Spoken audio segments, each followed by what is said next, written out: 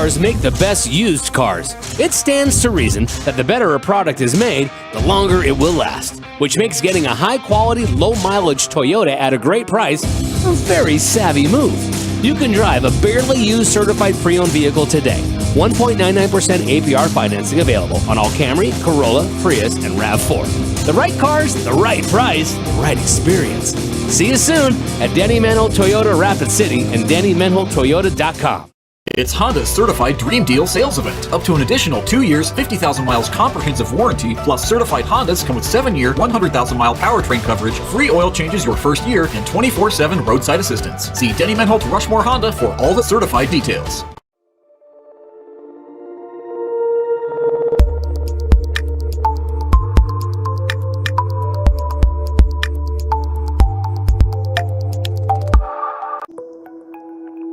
How do we solve our patients' hard-to-solve medical problems? Our doctors and specialists collaborate, sharing their vast knowledge and Mayo Clinic's unique expertise. It's this working together that helps solve our patients' hard-to-solve medical problems. Monument Health, proud member of the Mayo Clinic Care Network. It's Truck Month at Danny Manholt Rapid Chevrolet. Shop a great selection of new Chevy trucks and SUVs. Over 30 new Silverados in stock and on the way. And you can reserve yours today. Plus over 400 used. Brands like GMC, Ford, Ram, Honda, Toyota, Subaru, and more. Plus the best selection of used Chevys. Fresh trades available every day. If you're looking for the right used truck or SUV at the right price, it's right here during Truck Month at Danny Manholt Rapid Chevrolet or DannyManholtRapidChevrolet.com.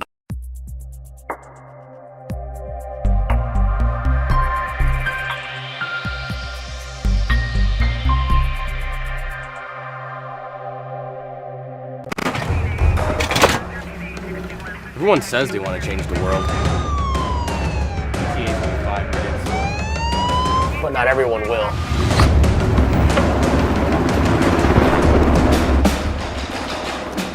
We are not everyone.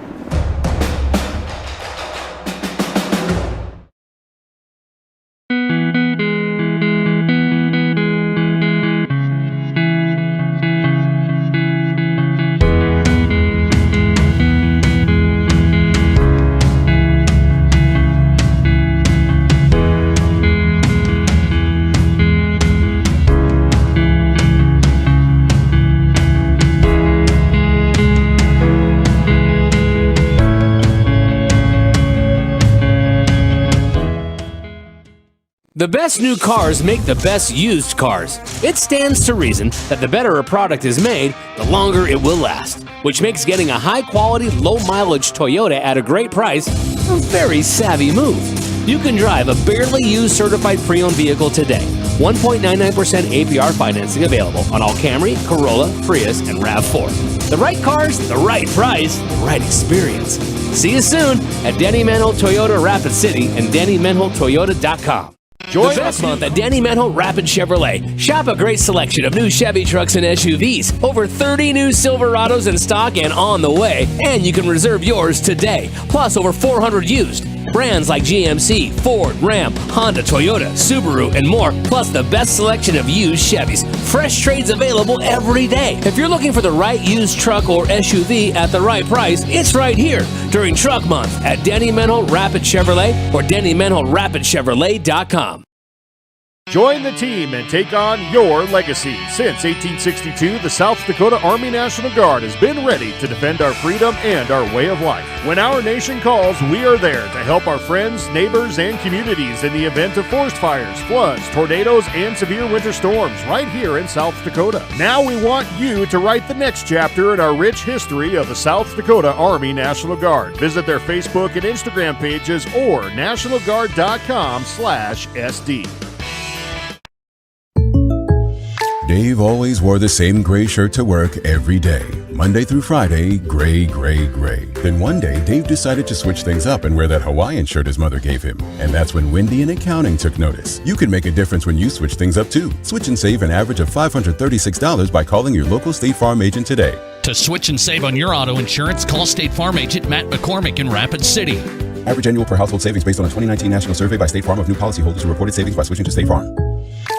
Hi, this is Nate Brown reminding you to join the Nate Brown Show live weekdays from 4 to 6 p.m. It's Rapid City's sports talk show and Rapid City's only call-in radio show. With big-name guests from across the country to the local sports coverage you just can't get anywhere else. Join the conversation every weekday for thought-provoking sports talk. This is your show. Don't miss the Nate Brown Show from 4 to 6 p.m. on 106.7 FM and 1150 a.m. And stream us all the time at foxsportsrapidcity.com.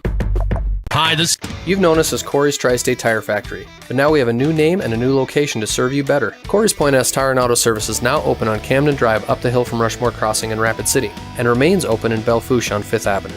Corey's Point S Tire and Auto Service is the largest independent tire and auto service shop in the region, and we're still locally owned. With that will come more convenient service, better parking, and exclusive deals on top tire brands in the business. We look forward to serving you even better at the all-new Corey's Point S Tire and Auto Service in Rapid City and in Belle Fourche.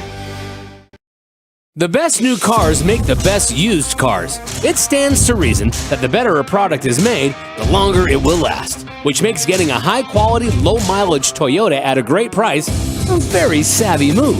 You can drive a barely used certified pre-owned vehicle today. 1.99% APR financing available on all Camry, Corolla, Prius, and RAV4. The right cars, the right price, the right experience. See you soon at Denny Menholt Toyota Rapid City and DennyMenholtToyota.com. My kid wrecked his car, his third car. The kid needs a car.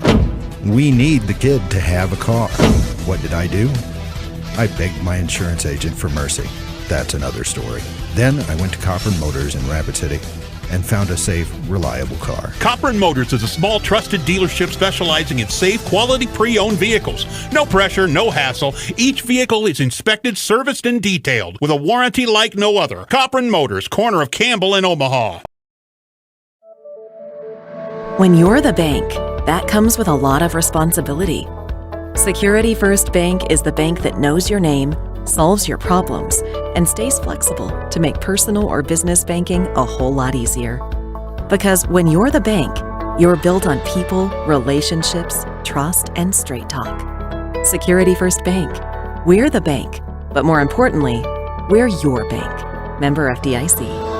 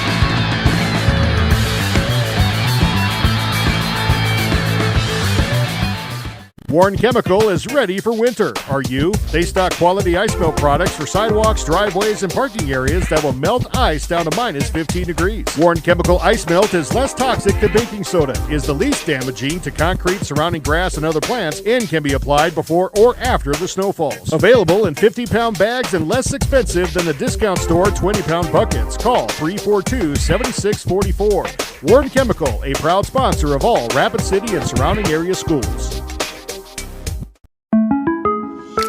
Tired of showering? Well, have we got a solution for you? We interrupt this commercial with good news from your good neighbor. State Farm has new lower car insurance rates, which means you can save more cash and get the service and convenience of a local State Farm agent. That's right, State Farm now has new lower auto rates with their same good neighbor service. It's the real deal for car insurance, folks. And now this. For lower auto rates in Rapid City, call State Farm agent Scott Carlson.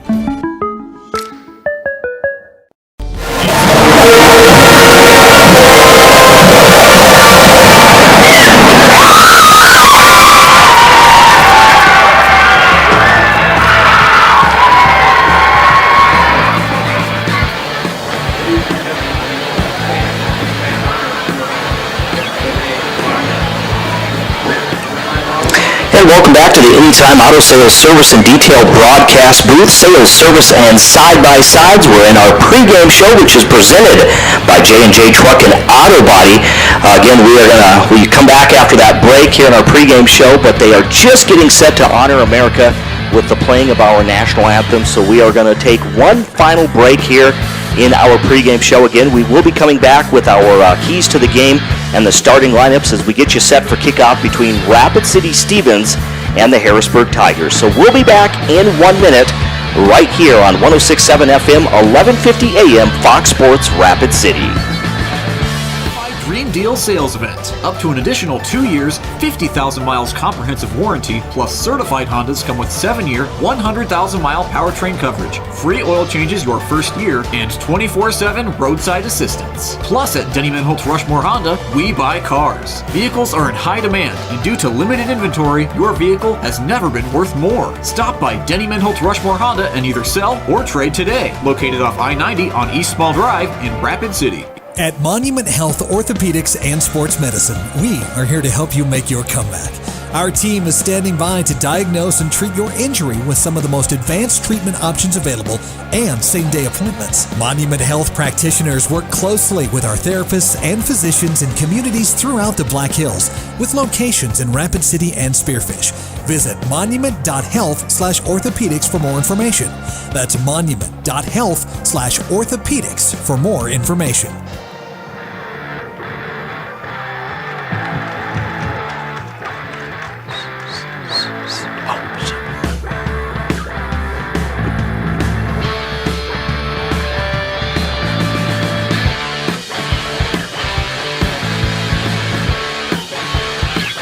Still have coin flip too, don't they? Yeah. They're going to do their lineups too, aren't they? Or are they not? I don't know how they do that.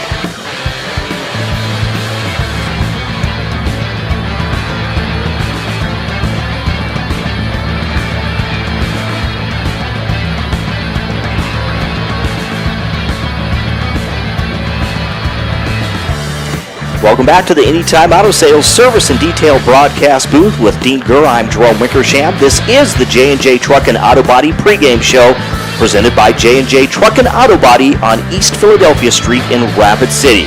Again, they just finished the national anthem as the Rapid City Stevens Raiders for homecoming get set to take on the top-ranked Harrisburg Tigers. Let's take a look at our keys to the game. Today's keys to the game are brought to you by Dakota Discount RV. Find the key to building lasting family memories with a new or pre-owned RV from Dakota Discount RV. Take a look at their great selection of RVs at 2 locations. Dakota Discount RV across from Cabela's and also on JB Road in Blackhawk. You know, first we're going to look at the Harrisburg Tigers. When I talked to Coach Brandon White, he said, what we have to do against this Raider team is we have to get them off the field on third down. We can't let them convert those third downs. They just, something magical, something happens in those third downs that for some reason just happens. And they need to defensively need to make sure that they are being solid up front. Just to be able to take care of the running game. Not let the Raiders run, because if the Raiders run, then that opens up the whole entire offense for them. This is the big keys for the Harrisburg Tigers. For the Raiders, they have to, as always, they have to cut down the mistakes. They're in games all the time, and then they get turnovers, they get penalties. They happen all the time. So probably the biggest thing is that they have to really get those mistakes down to a minimum. And to be able to stop this offense of Harrisburg, their defense has to be solid tonight. I know they can do it, but now they have to step up and perform. And again, that's our keys to the game, brought to you by Dakota Discount RV, across from Cabela's and also on JB Road in Blackhawk. Let's take a look at today's starting lineups. They're built by Connect Home Center. Connect Home Center, your hometown lumber yard since 1928. Offensively for Rapid City Stevens, their starters look like this. At quarterback will be number 6, Jed Jensen, a 6', 170-pound junior quarterback. The wide receivers will be number 5, Caden Nelson, a 6'4", 200-pound wide receiver. He's a senior. Also number 14, Alex Trocamoinen. He was a little quiet last week. He's a 6'2", 175-pound senior. And also number 1, Easton Ogle. Easton is a 5'10", 175-pound junior. At running back, number 26, Uriah Glenn, a 5'8", 185-pound senior. Had one touchdown last week and ran for well over 100 yards. Then the offensive line looks like this. Number 69, Thomas Mardian, will be your center. Thomas is a 6'4", 235-pound sophomore. The left guard is number 51, Hayden Bentz. He is a 5'10", 215-pound senior. The right guard is number 74, Tanner Oaten. Tanner is a 6', 210-pound junior. The left tackle, number 73, Ben Goldie. He's 6'8", 295 pounds and a senior. And the right tackle, number 63, Colton Lowen. And Colton is a 6'6", 250-pound senior. Again, Michael Scott, the head coach in his second season for Rapid City Stevens. And then real quickly for the Harrisburg Tigers in our starting lineups. Again, number 7 is Jacob Knuth. He will be your senior quarterback. Number 5 is the running back, Gavin Ross. He is a junior. Again, we don't have height or weight for the Harrisburg starters. Big, you can just throw in big. I could. He'll throw big. One of the wide receivers is number 12, Connor Hanselman. He's a senior. The two that Dean alluded to here in our pregame show, number 2, Andrew Walter, a senior wide receiver with 453 yards and 3 touchdowns. Also number 10, Lincoln Carlson. He is a senior with 424 yards and 3 touchdowns. The tight end is number 87, Aiden Foley. The left tackle is Josh Larson. He's a senior. The left guard, Jordan Larson, a senior. The center, Alex Foley, a senior. And the right guard, Michael Ryan. And the right tackle is Mason Jacobson. Again, Brandon White's your head coach for the Harrisburg Tigers. That is your starting lineup. And real quickly, the law on the field presented by the South Dakota Attorney General's Division of Consumer Protection, here to inform and assist. Today's officials enforcing the law on the field is Lewis Young, your referee. Patrick Schneider is the umpire. Jerry Mickelson, the line judge. The linesman is Chris Dozark. And the back judge is Tate Gabriel. That is your law on the field presented by the South Dakota Attorney General's Division of Consumer Protection. That wraps up the pregame show. We are set to kick things off. Rapid City Stevens in their blue uniforms kicking from right to left to the Harrisburg Tigers in their all-white uniforms. There's the kick taken inside the 5-yard line, out to the 10, to the 15, the 20-yard line. And finally pushes forward, and he's going to get some extra yardage there to the 30. Was there a fumble on the field? I know that they're cheering there on the sideline. They is. And it is the first turnover of the ball game. Well, it looked like he was pushing forward. They met him at about the 25, and he just pushed forward and forward. And, you know, there's always that struggle. When you're trying to get forward, trying to get those extra yards, which you want your players to do, that opens you up to that possibility of being held up and someone coming in and stripping the ball away. So Rapid City Stevens has a short field to work with after that opening kickoff results in a turnover. So Rapid City Stevens with Jed Jensen, he'll have an empty backfield. Spread offense, he'll go from the gun. There's a screen pass to Glenn on the left side. Glenn at the 30, gets to the 25, and he's still on his feet at the 20, and now he's going to be tackled inside the 15-yard line, and that will be a Raider first down. Wow, we're going to see that all night. The Harrisburg Tigers are so big up front that, you know, they'll mix in occasional, but for the most part, they're going to hit the perimeter, which isn't new for the Raiders. We know that. And they're going to get the ball out to their skill players and see if they can match up. Like I said, if there's a weakness for the Harrisburg Tigers, they have 6 new defensive players out there. And kind kind of didn't have the best game. So for them to get out and play, it's going to really be tough. 1st and 10 on the 14. They try a screen pass to this near side. That's intended for Julian Scott, but it's incomplete to bring up 2nd and 10 now, again from the Harrisburg 14. Just hitting the perimeter again. They want that one-on-one matchup. You get to get the ball out to your skill players on the perimeter. When you've got lightning quick players, and we know the Raiders do have quickness out there. It's just a decided advantage, especially when you're playing man coverage. Again from the gun once again. There's the handoff to Glenn. He breaks it to the outside. He's at the 15. The 10's spun to the ground inside the 10-yard line down to the 8. That's going to be a gain of 6 yards now to bring up a manageable 3rd down for Rapid City Stevens inside the Harrisburg 10. Boy, how about that penetration on that left side of the Harrisburg defense? They practically had him right in the grass right there. But Glenn, good job. Good running back. Keeps his feet churning. Keeps pushing forward. Finds a little hole through the line. And like you said, a definitely manageable 3rd down. We're looking at 3rd and 4 coming up again from the Harrisburg 8-yard line. 1:20 gone by here in this first quarter. Jed Jensen goes from the shotgun once again. Glenn lined up to his left. Here comes Caden Nelson in motion. There's a pass to Nelson. He's at the 10. Close to the 1st down. He's forced out of bounds there, but it's going to be about the 6-yard line. That's only going to be a gain of 2 yards. Now 4th and 2, so it brings up a situation for the Raiders. Yeah, they're definitely going to go for it. They're going to kick a field goal here, but it's going to be, all they need is, like you said, about 2 yards. But the problem is a lot of teams will line up and just kind of that quarterback sneak, try to smash mouth right up the middle. And I don't think the Harrisburg Tigers are going to have any of that. So they're going to have to, hit something along the perimeter, probably some sort of misdirection.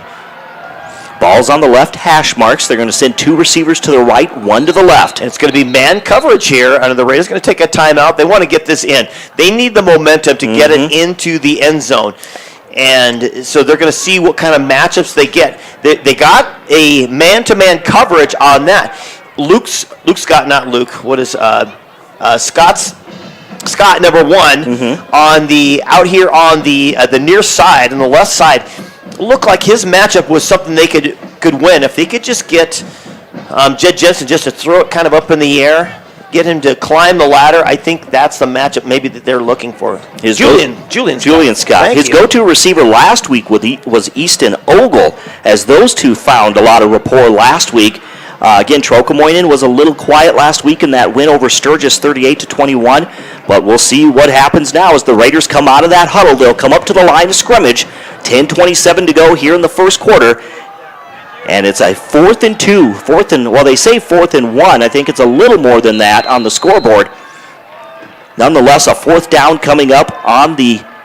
Julian Scott's the slot on the right side. The defender's way off of him. They hand it off. No, they fake the handoff. There's the pass. It'll go to Nelson. Nelson is in for the touchdown. That was just a great play. Nelson just delayed the handoff. It drew the line in. Of course, the linebackers are trying to keep that peripheral vision, see all what they can see as best they can. And they didn't see Nelson sneak right out from the slot, right across the formation underneath.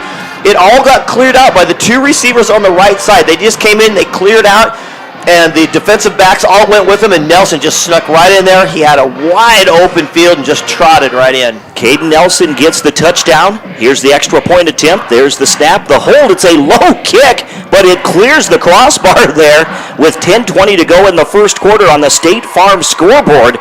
Insured by Agent Scott Carlson and Matt McCormick, it's Rapid City Stevens 7 and Harrisburg nothing. Again, that touchdown is powered by Rapid Skills. Rapid Skills is Rapid City's premier athletic training facility with professional coaches and trainers. Take your game to the next level at Rapid Skills. Visit RapidSkillsAthleticTraining.com. And wow, what a way to start for the Raiders. You know you're taking on the top team in the state. You want to come out and start putting it to them right away. Yeah, absolutely. You got homecoming. You got your crowd here. What a way for them to reach out and just snatch that momentum right away. And they're going to need it because like I said, last week, Harrisburg was doomed to lose 3 turnovers inside the 30. And that last one, Roosevelt converted on, took the lead, but Harrisburg would not be denied. That's just the type of team, especially offensively. That's the type of team that they bring out here, and they're going to be ready to go. And here comes your kickoff by Parker Mesmer. He'll kick off from right to left once again from the 40. There's the kickoff. Harrisburg takes the ball at the 5-yard line, brings it out to the 15. To the 10. Still on his feet. He's going to be met, though, at about the 22-yard line. Yeah, that was number 26, Gage Backman. He's the guy who had the ball last time, who turned the ball over.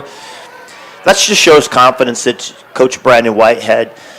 You know, guy makes a turnover. He's like, I'm going to put him back. I'm going to have him give another shot.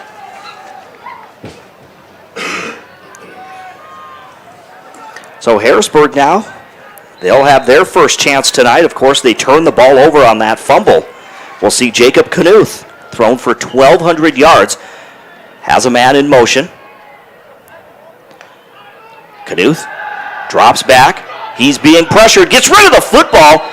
He's going to be knocked down by the Raiders as he was in a hurry. Had to get rid of the football as we see that pressure from the backside by Rapid City Stevens. Yeah, that was Tate Crossway coming right in. He's one of the linebackers, also the backup quarterback.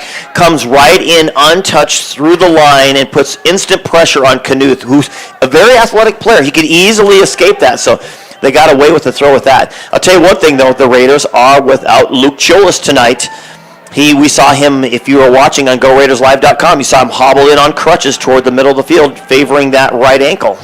Jacob Knuth again from the shotgun. Ross lined up to his right.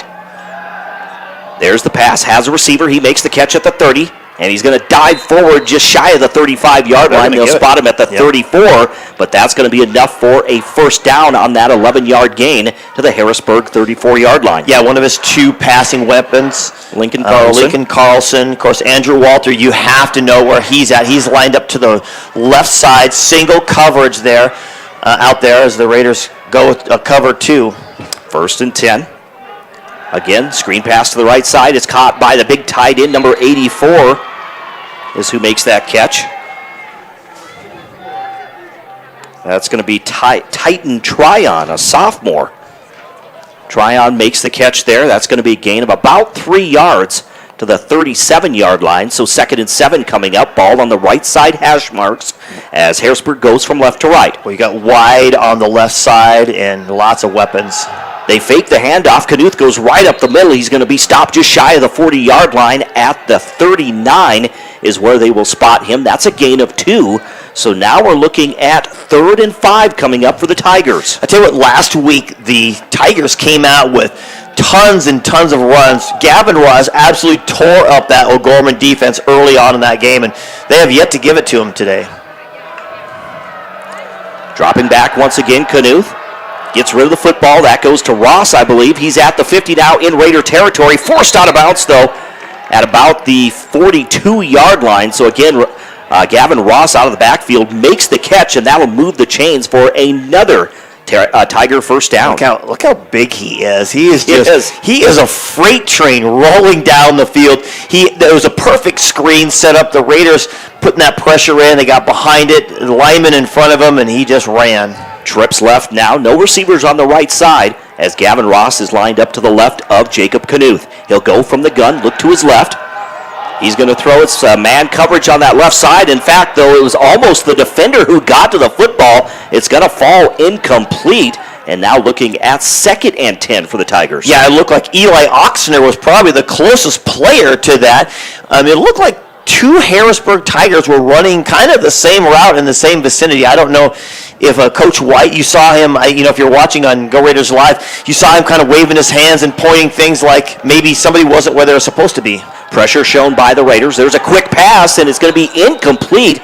It was off the hands of the intended receiver, number 10, Lincoln Carlson. Just a quick pass on a slant route there, and it's going to fall incomplete. Now 3rd and 10 coming up for the Tigers. Yeah, it was a great route, and boy, if he would have hauled that in, he had a lot of real estate in front of him. So, a few things not firing quite what Harrisburg's looking for. Harrisburg now 3rd and 10 from the Raider 42-yard line. Knuth rolls out to his left. Gets rid of the football. It's caught by Carlson, and Carlson's tripped up inside the 30-yard line. Again, another first down as they will spot the football at the 27-yard line. So again, on that out route there, Carlson makes the catch and a Harrisburg first down. That's just how good they are. You know, other teams, they're close games because they give up some big plays. But when this team gets on the field, this offense, they can just churn and churn and churn like butter. Trips right now. They fake the handoff, or they fake the pass. They're going to hand it off to Gavin Ross. He finds a gap through that left sideline. He's going to get inside the 25-yard line, down to about the 23. Yeah, he just slipped. I thought, you know, watching the film from last week, room there. Yeah, I'm like, he's going to run somebody over here, but when he went to take that corner, his left foot planted, or his right foot rather, and just didn't get the footing. Again, trips right. Dropping back from the gun once again, Knuth. Look at that time. Knuth has a receiver. That's the big tight end. He makes the catch at the 10-yard line. He's going to be tackled just shy of the 10. That's Aiden Foley, the junior tight end who makes the catch. And again, Harrisburg just marching right down the field as they are in the red zone. Now the ball at the nose of the football right on the 10-yard line. So it'll be first and goal coming up for the Tigers as they try to tie this game with 7:33 left in the first quarter. Trips left, Knuth from the gun once again at the 10-yard line. Fakes the handoff. There's the pass, and in for the touchdown is going to be, I think, is that number 11 or 10, Lincoln Carlson? It's not, or is it 10 or 17? We'll see as they get closer here. It could be Caden Tuttle, number 11. Number 11, Caden Tuttle.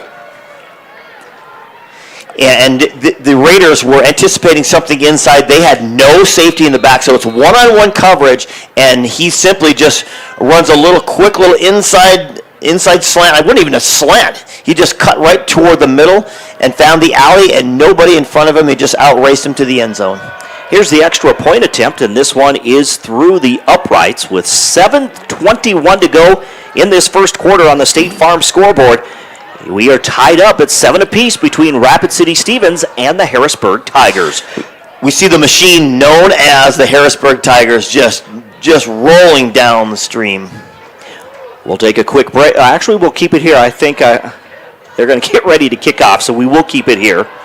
Again, this game coming your way on Fox Sports Rapid City and foxsportsrapidcity.com, as well as GoRaidersLive.com. So thanks for watching. Of course, the homecoming game, so a lot of blue on that far side. Just a perfect night for homecoming. You can't ask for anything better. Right? Yeah, we had, obviously Wednesday we had that quote-unquote perfect night for football, but this is just a perfect night for in general, for fans in general, people tailgating. We had to kind of weave our way coming in here around a few tailgaters.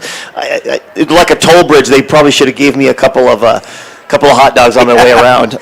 71 degrees here at kickoff, so just a perfect evening. So again, Harrisburg will get set to kick off. Usually Corder Doney is back deep. I think Uriah Glenn might be the other kick returner.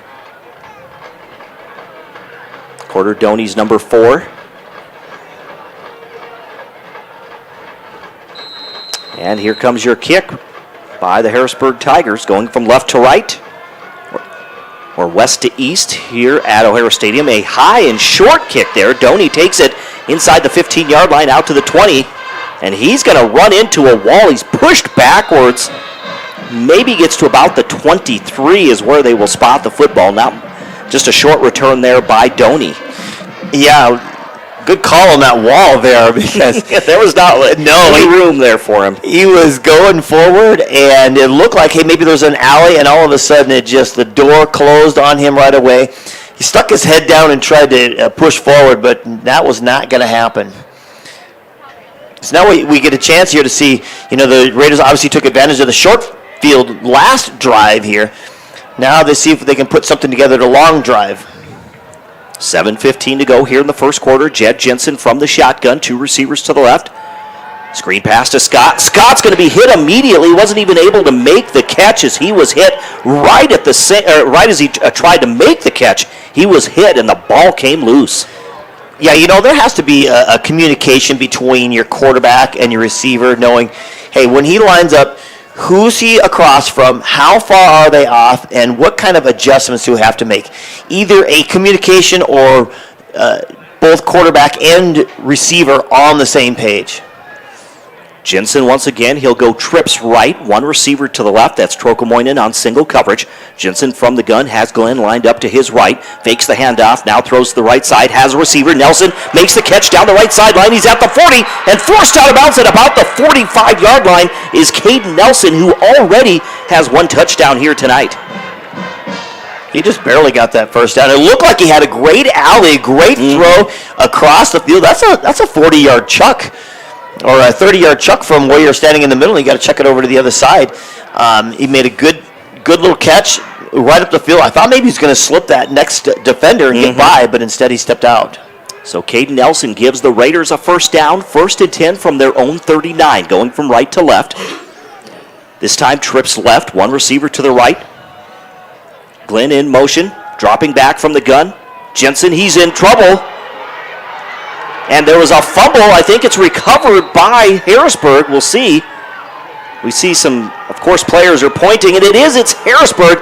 That time, Jed Jensen was in trouble. It looked like he was going to get sacked, but at some point, that ball came loose, and it's going to be recovered by the Tigers. Yeah, that pocket just collapsed on him pretty quickly. Unfortunately, he did not see Uriah Glenn on the backside. You know, a lot of times in plays where you're going downfield, you have a little outlet guy just in case, either like a tight end to slip a little short route, or you're running back out of the backfield. And if you would have seen that, he had real estate in front of him to run for days that would make any realtor happy. So now a short field coming up in the I formation. Knuth fakes the handoff, looks down the middle of the field.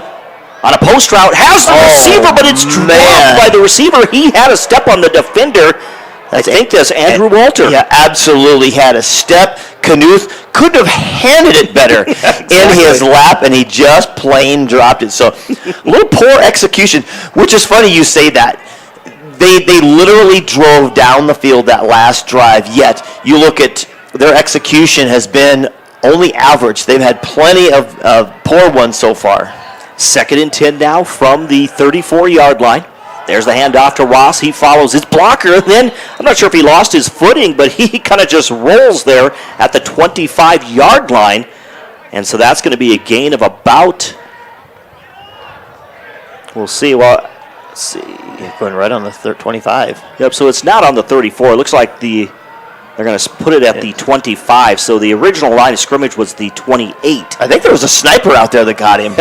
So 3rd and 6 is what they're saying on the scoreboard. They'll hand it off to Ross once again. A gap through the right side of the line, gets inside the 20, and he's going to be taken to the turf, but that's going to be enough for a first down as they will spot the football at the 17-yard line. You can't ask for anything more from a running back. He hits his hole so quick. He runs so hard through the hole. When he gets ready for contact, he lowers his shoulder like you saw right at the end of that play. They got him down, but still, he just puts a shoulder right into you, and so you better be ready. I formation. Under center, there's Knuth. He hands it to Ross, this time to the left side of the line. He's met by the defender, still on his feet, and he's in for the touchdown. He kept moving his feet, and he's going to take it in 17 yards to pay dirt. That, we talked about that in the pregame show. What a powerhouse he is. He gets through. You saw him, if you're watching on Go Raiders Live, he stuck his hand out and pushed the guy in front of him saying, "Get out of my way." And then they can't bring him down. He's such a freight train to bring down and just keeps rolling and rolling. And you have literally got to take his legs out from underneath him if you have any chance, because you can't tackle him high. Here's the extra point attempt by the Tigers as they take the lead for the first time tonight. The extra point is good. 5:47 to go in the first quarter on the State Farm scoreboard. It's Harrisburg 14, Rapid City Stevens 7. We'll take a quick break. We'll be back in 30 seconds right here on 106.7 FM, 1150 AM, Fox Sports Rapid City and foxsportsrapidcity.com.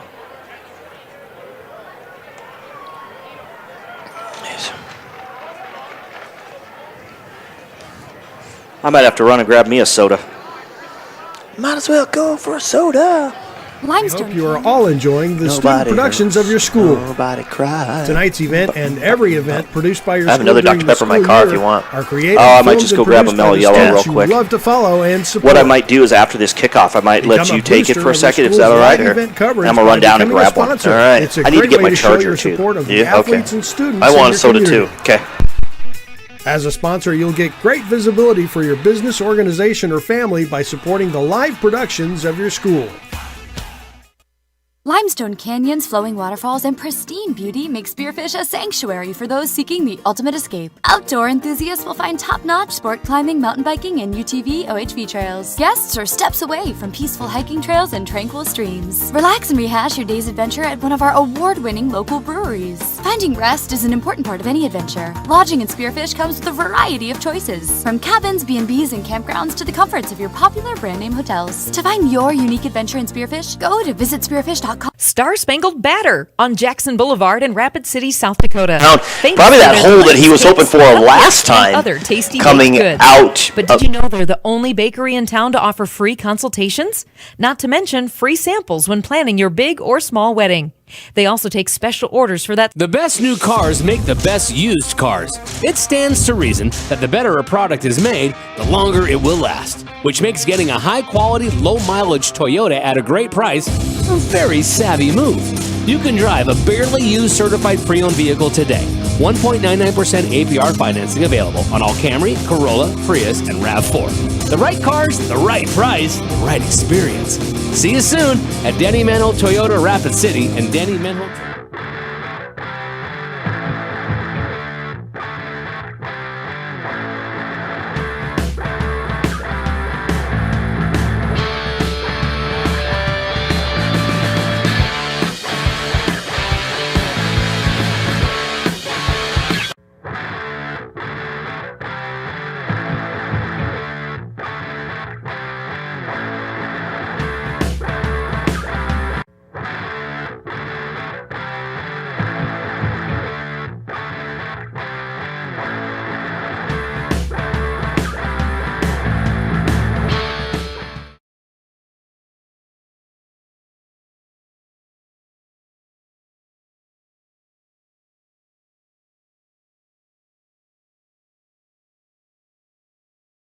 One and 2 yard line. They're taking a look at his leg. It looks like his left leg.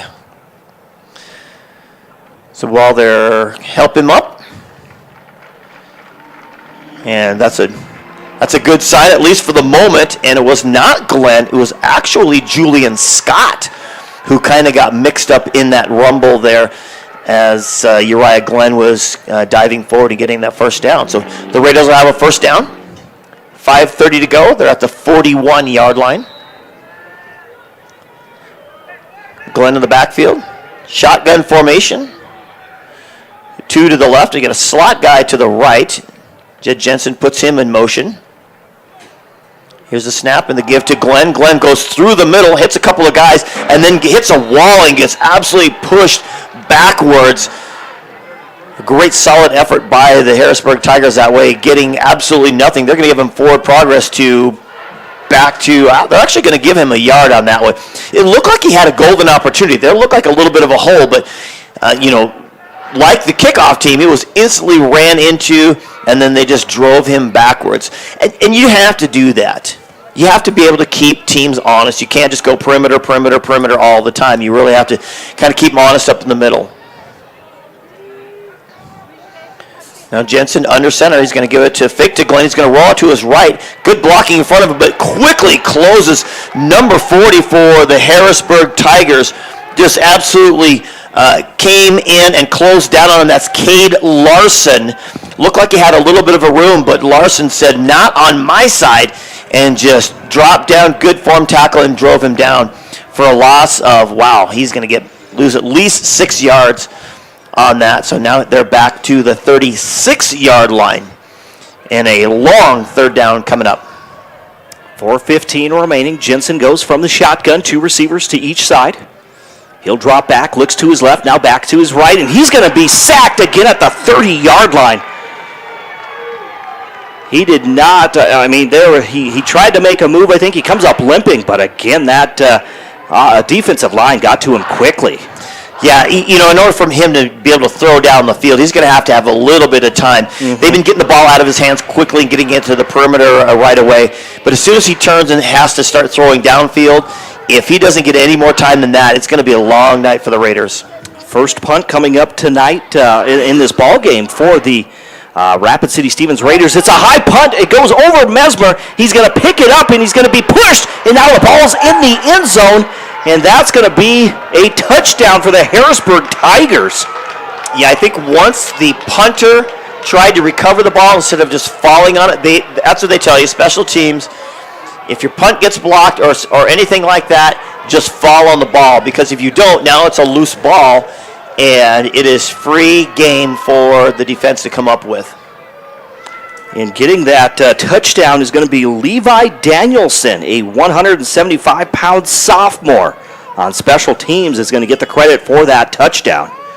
So things just going bad real quickly here for the Raiders. They had that early 7-0 lead, but now it looks like they are going to go down by 2 touchdowns. Boy, we got the southern weather here, and the Raiders are definitely going south, that's for sure. There's the snap, the kick, and this one is through the uprights. So again on the State Farm scoreboard, insured by Agent Scott Carlson and Matt McCormick. With 3:28 to go in the first quarter, it's the Tigers 21, the Raiders 7. We'll take a quick 30-second timeout right here on Fox Sports Rapid City and foxsportsrapidcity.com.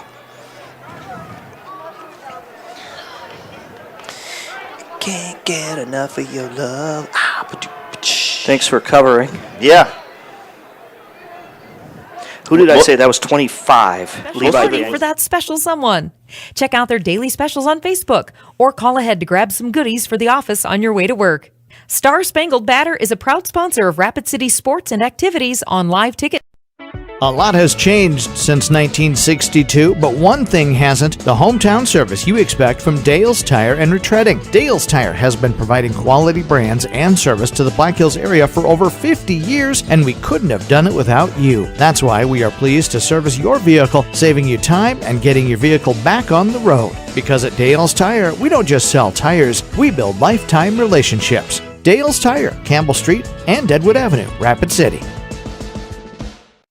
11B and smaller, it's just 3 weeks remaining until playoffs.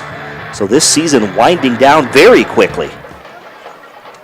Again, 21-7 as Harrisburg has scored 21 unanswered points to lead the Raiders after the Raiders struck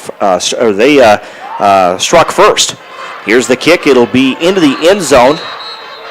Back deep, I think that was 26, Uriah Glenn. Once it's in the end zone, it is a touchback, so they'll bring the ball out to the 20.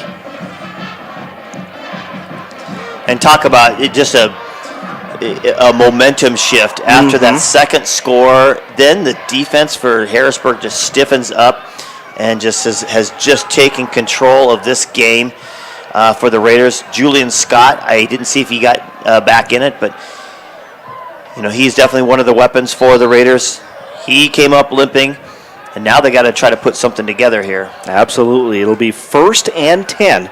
Again, from the 20-yard line of the Raiders, going from right to left or from east to west. There's the handoff to Glenn. He has a hole. He's going to get out to the 25-yard line. Still on his feet. Finally stopped to forward progress at the 26-yard line. So a gain of 6 to bring up 2nd and 4 for Rapid City Stevens. Yeah, just the ability. You see Glenn, we talk about how hard running Gavin Ross is. Glenn is not exactly as solid looking, at least under the on top of the pads, but he is not one also to hold up. Just kept driving his feet, got some extra yards. Jensen with trips right, one receiver to the left. Drops back from the shotgun, looks to his right, throws down the right sideline, has a receiver. It's caught by Ogle. He's at the 30, tripped up at the 20-yard line. Easton Ogle on the run makes a terrific catch to get the Raiders into the red zone for on the other end of the field. So that was just a double move that time. You saw Jed Jensen.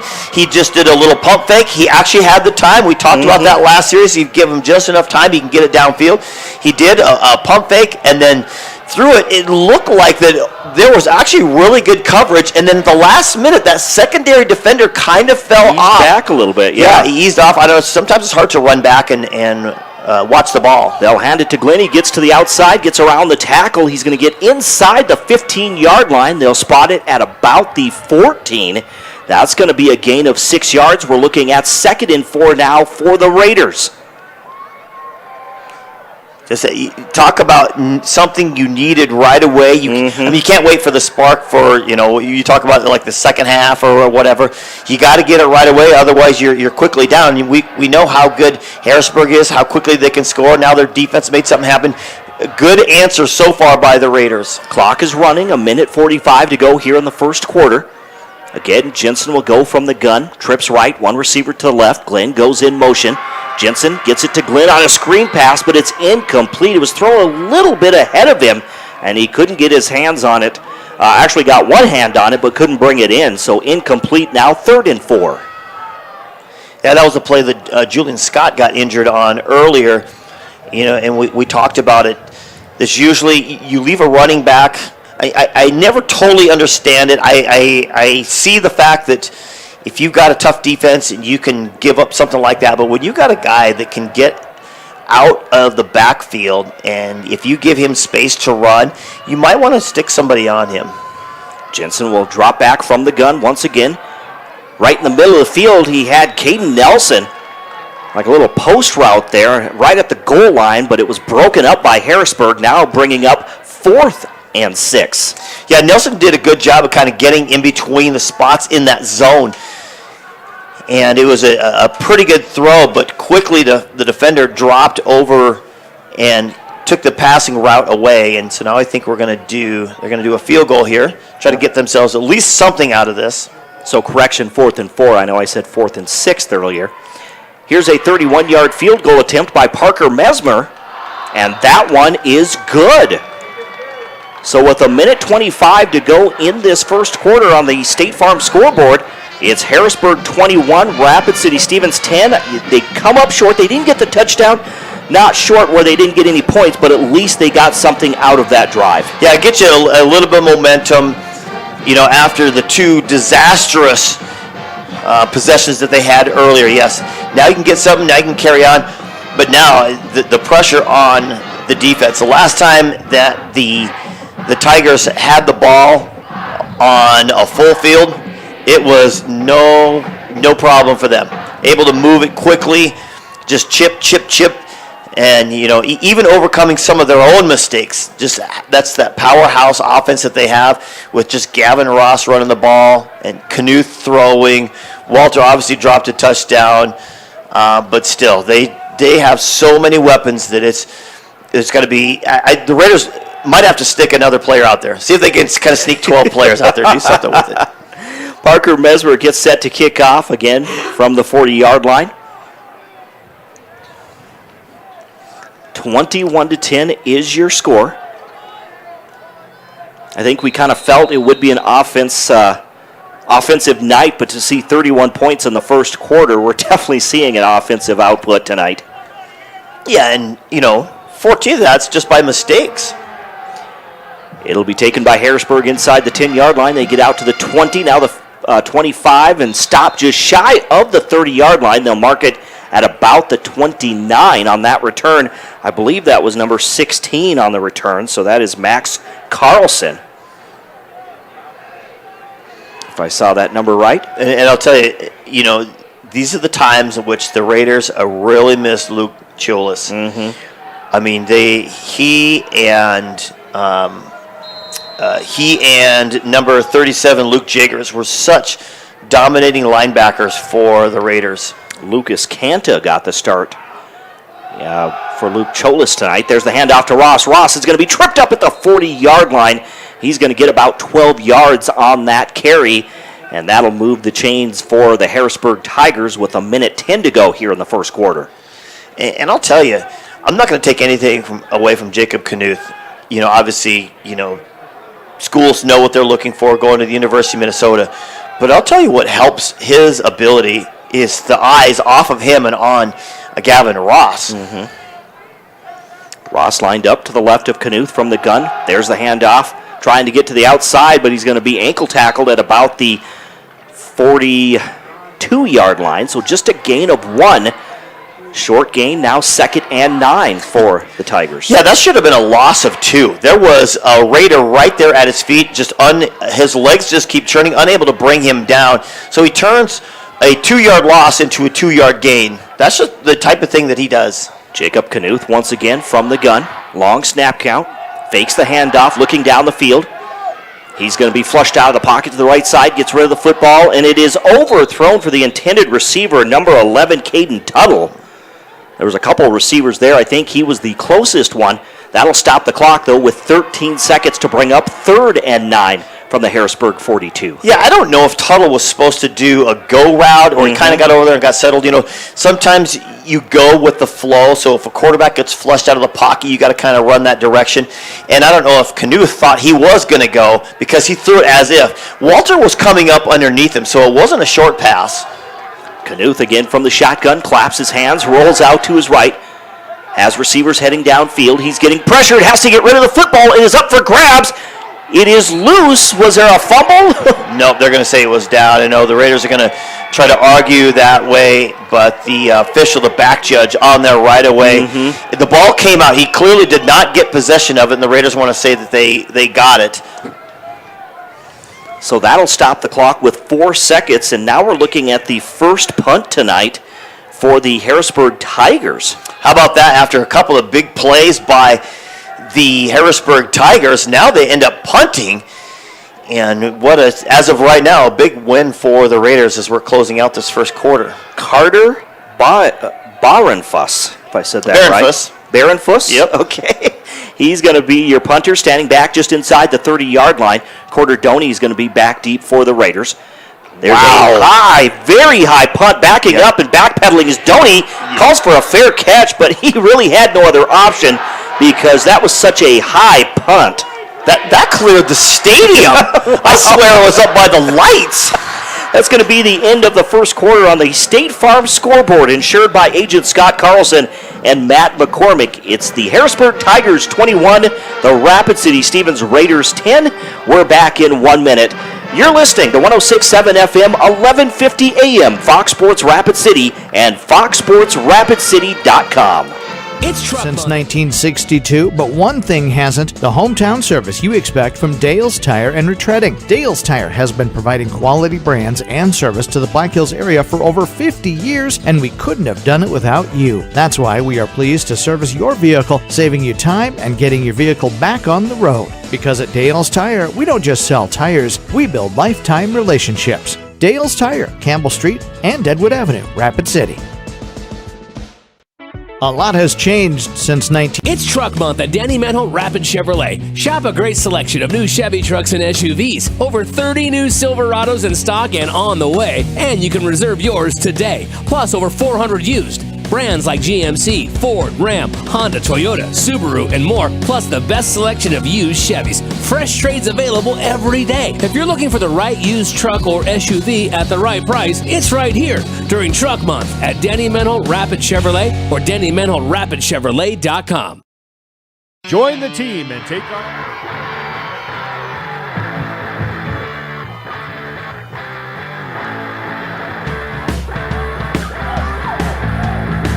And welcome back to the Anytime Auto Sales Service and Detail broadcast booth, sales, service, and side-by-sides. We get set to start this second quarter with Harrisburg leading Rapid City Stevens 21-10 right here on Fox Sports Rapid City. And I'll tell you, a great run by Uriah Glenn that time, but it was really helped by Colton Lowen, the right tackle. He was one-on-one with his defender. His defender ended up beating him, but sometimes all you have to do is be able to stalemate your defender, and Uriah Glenn was able to read the block and run around it and get some extra yards. We're looking at 2nd and 8 from the... looks like the 17-yard line. Here's Glenn once again. Has some running room. Gets around the corner. Keeps his feet moving. He's going to be forced out of bounds at about the 25-yard line. And that's going to be enough for a Raider first down. Yeah, he was just kept his legs churning. Did a good job that time getting around the outside. You know, we talked about Not much room up the middle, so there's going to be a lot of perimeter running, a lot of perimeter passing for the Raiders today. So if they could just execute that, I think they're going to have success. 1st and 10 on the Raider 24. Ball on the left side, hash marks as they go from left to right. 2 receivers to the near side, 1 to the far side. Jed Jensen from the gun. There's the handoff on a little sweep there. They're going to give it to Nelson. Nelson tries to get around the corner. He's going to be stopped after a gain of maybe 2 yards, and he gets up real slow. I'll tell you what, Uriah Glenn there got the initial block, was allowing him to turn the corner. But I'll tell you what, those Harrisburg Tigers were trailing him. It looked like, out in the open when you've got, one guy like the robber and then everyone else is chasing him trying to get all the gold, and he's just running and running, and those guys were right behind him. I thought Glenn would knock the guy back into those guys. It'd be funny if it looked like a bowling pin knocking people down, but he was aiming for someone else. We're looking at 2nd and 9 now from the Raider 25. From the gun, they fake the handoff, rolling out to his left, and under pressure, getting rid of it though, throwing it up for grabs. We're going to get a penalty marker. They tried to get it to number 11. That was Beck Morgan for the Raiders, who's in place of Julian Scott. And we're going to get a flag there. That looks like it's going to be on number 15, Tim Bishop, who was right there. He really didn't even need to do much, but as he jumped up, he grabbed him and pulled him down. It's going to get to that pass interference and that extra 15 yards. So how about almost ill-advised? I don't know if Coach Scott gives Jed Jensen that autonomy to come out and make a play like that. But, he threw that up there, and my heart went into my throat. I'm like, oh, my gosh, what's going to happen here? You hate to see a throw like that because it's up for grabs. Right. But it got right to the receiver. I know. You're thinking intentional grounding or something, but no, it went right to the receiver. Jensen again from the shotgun, 1st and 10 from the 40. They hand the ball off to Ogle. And Ogle is going to be pushed backwards, or I should say stopped with a loss there back to the 36-yard line. We'll see where they spot it. It was a fairly well-designed play. He had blockers right out in front of him, but I think just the development of the play took a little bit too long. I bet when they run that in practice, it runs a little bit quicker than they expect, because he would have been able to turn that corner if he had been a step or two quicker as far as execution on that play. So they spot the football on the Raider 37-yard line. We're looking at 2nd and 13. Nelson fakes the handoff. Under pressure, he gets rid of the football. He throws it as he was hit. And again, it was intended for number 1, Easton Ogle. That's going to fall incomplete. And so now we're looking at 3rd and 13 for Rapid City. Stevens. Yeah, just trying to make. I think he just wanted to get rid of the ball, and I think just enough pressure got to him that it just kind of forced him to maybe throw it. I don't know if it got tipped. You saw him kind of pull his hands back as if, is that out of my reach, or I was there and the guy tipped it so I didn't have a chance at it. Big 3rd down coming up for Rapid City. Stevens. Glenn lined up to the left of Jensen. Jensen from the gun drops back, looks to his right, has a receiver. He's going to make the catch at midfield or pretty close to it, but that's going to just come up short of that 1st down. The catch was made by, was that Ogle? Yeah, it was Ogle. Easton Ogle, number 1. Yeah, right at the 49-yard line. They need to be at midfield for a 1st down. Yeah, so a huge play here. Obviously, I don't think they're going to punt. They're going to go for an opportunity here. You obviously don't want to give the game away, but when you're right at midfield, and if you don't get a good execution like last time, their punt was obviously, basically a gift for Harrisburg right into the end zone. So they're going to put 2 receivers to the right side, 2 to the left. They'll have Caden Nelson go in motion. There's the handoff to Glenn, and I think, is going to be short. It didn't look like a good exchange. Because the direction when he took the snap, Jed Jensen, I don't think he was heading in the direction that he wanted to go, or maybe the running back was not in the right spot. Yeah, if I had looked at the play design, I would have thought that it was going to the left, and that's where Uriah Glenn went. But Jensen turned, like you said, turned to his right, and then had to turn it back. And, of course, once you got a running back who gets his right footing and gets his momentum going, if he has to stop, the play is designed to time it just perfectly so he can hit the hole at this right time. So 8:43 to go in the first quarter. Still an 11-point lead for the Tigers. They'll be at midfield now, 1st and 10. There's the snap to Knuth, empty backfield, so he's going to take it himself to the 45-yard line. Still on his feet, the 40 down the right sideline, forced out of bounds just shy of the 30-yard line, and then a penalty marker, which perhaps looks like a late hit out of bounds there by Rapid City Stevens. Yeah, I think he was clearly out of bounds, and then whoever made that tackle there on the far side finished the tackle that you would normally do if he was inbounds and kind of pulled him down, so I think you're going to get that penalty. And we saw some of those penalties last week, and actually throughout the season. Some of those types of penalties that the Raiders have really just had opportunities to do things, but then you give them these free 15 yards on a play like that, and you end up just fighting yourself. Again, we've seen how, with a lot of games we've had this year, a lot of penalty-filled games. But again, the Raiders have seemed like they've been a little more, haven't had as many penalties tonight. Knuth will go from the shotgun, has a man in motion. There's the handoff on the kind of a jet sweep there. In motion was number 10, Lincoln Carlson, and he's going to be tackled just shy of the 15-yard line at about the 17 for a gain of 3. Yeah, if you keep track of stats, that was a forward pitch, so that would be a pass play, even though it was behind the line of scrimmage, but it got out of his hand, and so it's technically a pass. I formation now, Knuth under center. There's the handoff to Ross. Ross puts his shoulder down. He's going to be met by a wall of Raiders. There's about 4 of them that took Gavin Ross down. He's going to get some positive yardage, though, down to about the 13-yard line for a pickup of 4. We're looking at 3rd and short now from the 13-yard line for Harrisburg. Yeah, the first guy to hit him was Aiden Unterbrenner, and he got a good taste of the Ross man. I'll tell you, he got there, he got the shoulder, and Ross just was not going to go down. I formation once again. 2-step drop. There's the pass to the end zone for Walters, and it's broken up, but there's a penalty flag in the end zone. They intended for Andrew Walter. Yeah, they're going to call on Eli Oxner. I think he pushed him. He had his hands in the right spot, but then at the last minute, they kind of came down and it looked like he pushed him backwards. Number 8. That's the distance to go. And again, just on this drive alone, we've seen 2 big penalties, the late hit and now the pass interference in the end zone. Yeah, and that one, obviously, a big penalty, not so bad. That late hit, that's another thing, totally something different. This one, he's just trying to make a play, maybe got a little too zealous. I formation once again.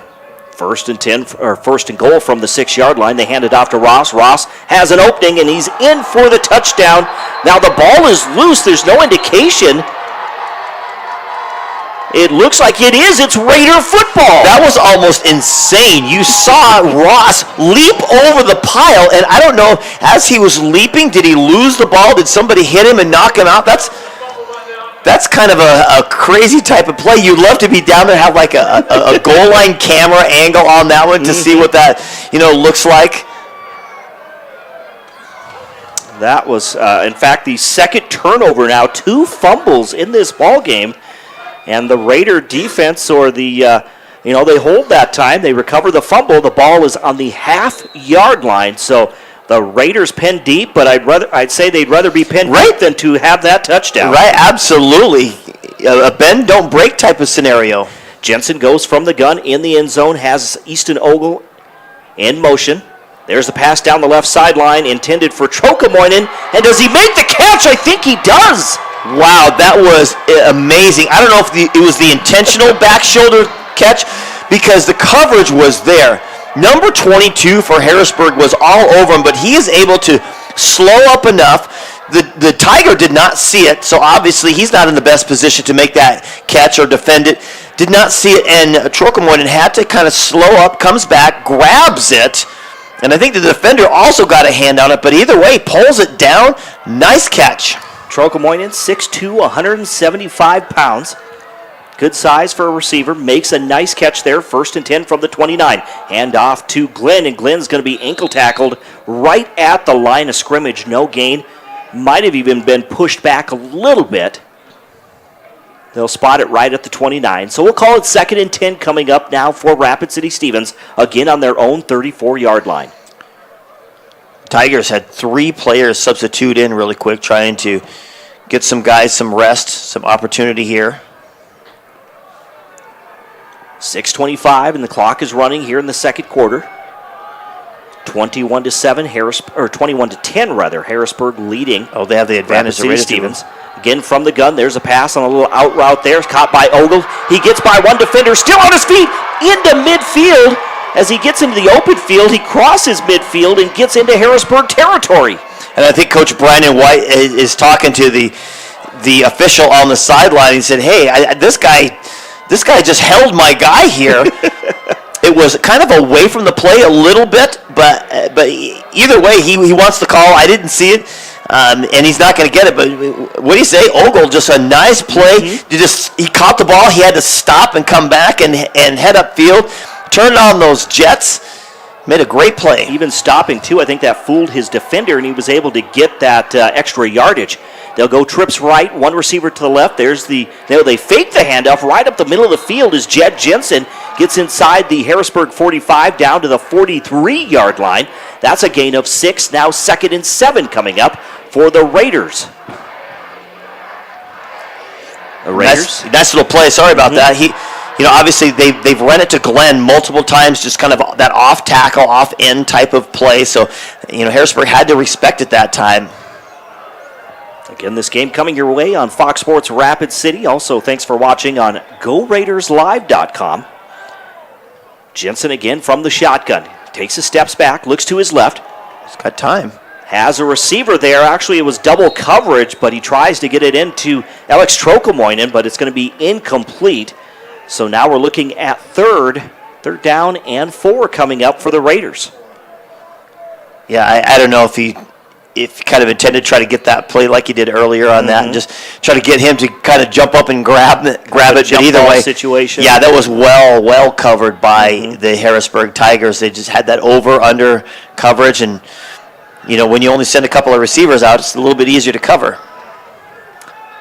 They're going to do spread offense now. Glenn lined up to the left of Jed Jensen from the gun. And now some penalty markers. We'll hear from Lewis Young, our referee.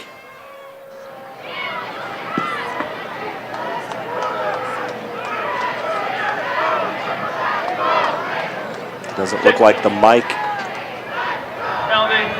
There it is. Well, we got part of that. The mic was not working, I think, of Lewis Young, but it's going to be a penalty against Rapid City Stevens. That's going to back them up. Now they're facing a 3rd and 9 from the Harrisburg 48-yard line. Again, Jensen goes from the gun, drops back, looks down the middle of the field, has Ogle at the 30-yard line. Still on his feet, and now he's going to be tripped up just inside the 30. But once again, Easton Ogle, his go-to receiver, gives the Raiders a first down with a pickup of almost 20 yards. Yeah, he just went right underneath the coverage. The Harrisburg Tigers were in quarters coverage, so they had 4 guys dropping back deep, expecting something like really deep, because the Raiders have gone deep several times, and instead Ogle just cuts it up field, goes right underneath the coverage with that crossing route, and gives a great throw and a great run by Ogle. Again, there's the handoff to Glenn. Glenn has some running room. He's going to take it inside the 25 down to about the 23-yard line.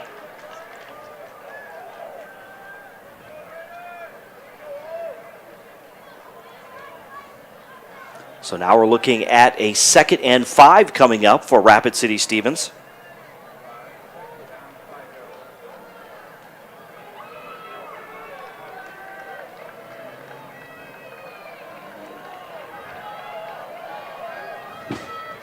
Jed Jensen from the gun. Hands it off to Glenn. He gets around the tackle, gets close to the 20-yard line. He's going to be close to a first down. Actually, maybe a couple of yards short. We'll see where they spot the football. That about a yard short.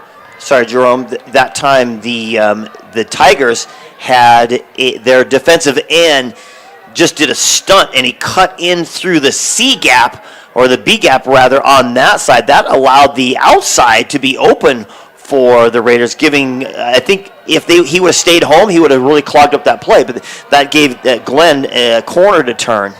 3rd and 2 for the Raiders. Jensen from the gun hands it off to Glenn. Glenn tries to break it to the outside. He's going to be pushed out of bounds, or actually he stretches forward, tries to get back to the 20-yard line, but they're going to spot the football at about the 22. That's a loss of 2 yards. Now 4th down coming up for Rapid City Stevens with 3 minutes to go here before halftime. That was an absolute hand battle as Glenn went to that side. Trocamoinen and Tim Bishop, number 15 for Harrisburg, were absolutely battling back and forth, and Bishop got the best of that. Right at the last second, he's able to shed Trocamoinen and able to force that ball back and not allow Glenn to get upfield. Again, Glenn lined up to the right behind Jensen. Jensen. And are we going to get a timeout? We are. With 3 minutes to go here in this, or right before halftime on 4th and 3, the Raiders will take a timeout. We will take one as well. On the State Farm scoreboard, insured by agents Scott Carlson and Matt McCormick, it's Harrisburg 21, Rapid City Stevens 10. We're back in 30 seconds right here on Fox Sports Rapid City and foxsportsrapidcity.com.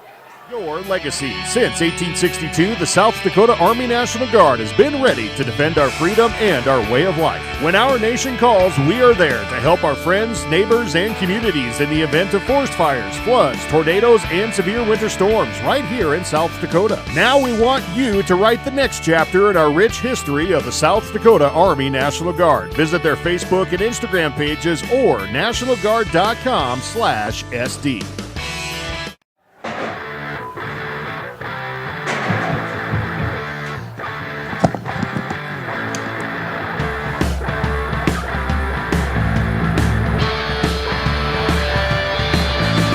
And we're back here at the Anytime Auto Sales Service and Detail broadcast booth. Coming out of this timeout, Rapid City Stevens. They are going for it on 4th down, 4th and 3 from the Harrisburg 21. Dropping back is Jensen. Jensen throws down the middle of the field. He has Ogle once again, and Ogle escapes one tackler, and then he gets inside the 15-yard line, and the Raiders convert. They get the first down. You know, Harrisburg came on a delayed blitz, and Uriah Glenn did a fantastic job. He stepped up. He hit the blitzer enough to give room for Jed Jensen to make that throw. He finds Easton Ogle. Like you said this early on. Ogle is definitely his favorite target. When they need a clutch throw, or a clutch clutch play, Easton Ogle is the man. He's been that go-to receiver for Jed Jensen. Trips left now, one receiver to the right. That's Trocamoinen lined up to the right. Jensen out of the gun, looks to his left, has Glenn on a screen pass, but it's dropped by Uriah Glenn. He couldn't haul it in. That's an incomplete pass, making it 2nd and 10 now for Rapid City Stevens. Again, the Raiders just tried to find something here before halftime because, again, you're hanging with the top team in the state in Class 11 AAA. Yeah, and you basically have given them two scores. Mm-hmm. You know, if you think about it. Yep. Again, 2nd and 10 from the Harrisburg 14-yard line.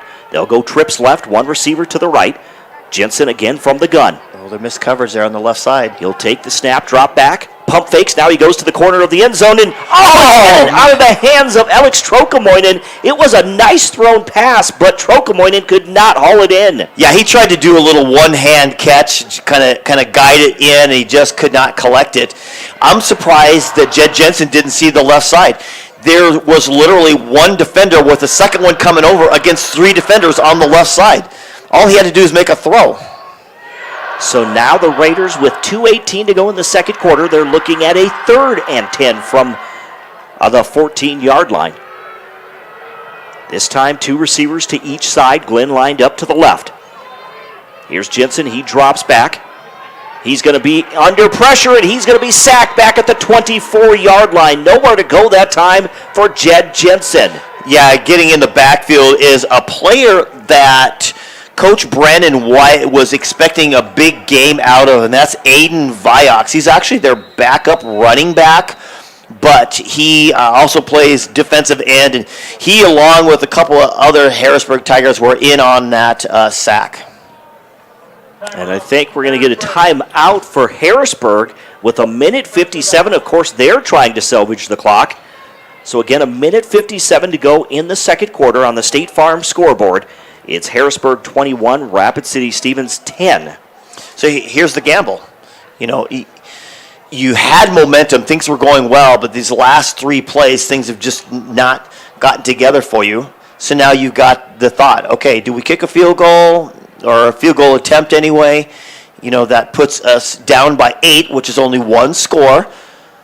Or do we try to collect it in here and not give and get some major momentum heading into the second half? Here come both teams coming out of their huddles. And is that out of the range of the kicker? Mm-hmm. That's the next question. Parker Mesmer, the kicker for the Raiders, but it looks like they're going to go for it. They're 4th and 20 from the Harrisburg 24. Hey, you're talking a 45-yard kick for Parker. Jed Jensen, with 2 receivers to each side, has Glenn lined up to his left. He'll go from the gun. There's the snap to Jensen. Jensen looks to his left, now back to the middle of the field. He goes right to Ogle. Ogle is pushed, and here comes that flag as Ogle was attempting to make the catch, but he was pushed well before the ball even got there. He had no chance. So that was Caden Larson for Harrisburg. So I don't know if, I think I talked about this last game. Is it better to just take if you know you're beat, to take the penalty and then make him play it again or give up the touchdown? That's not such a bad play. He knows he got beat.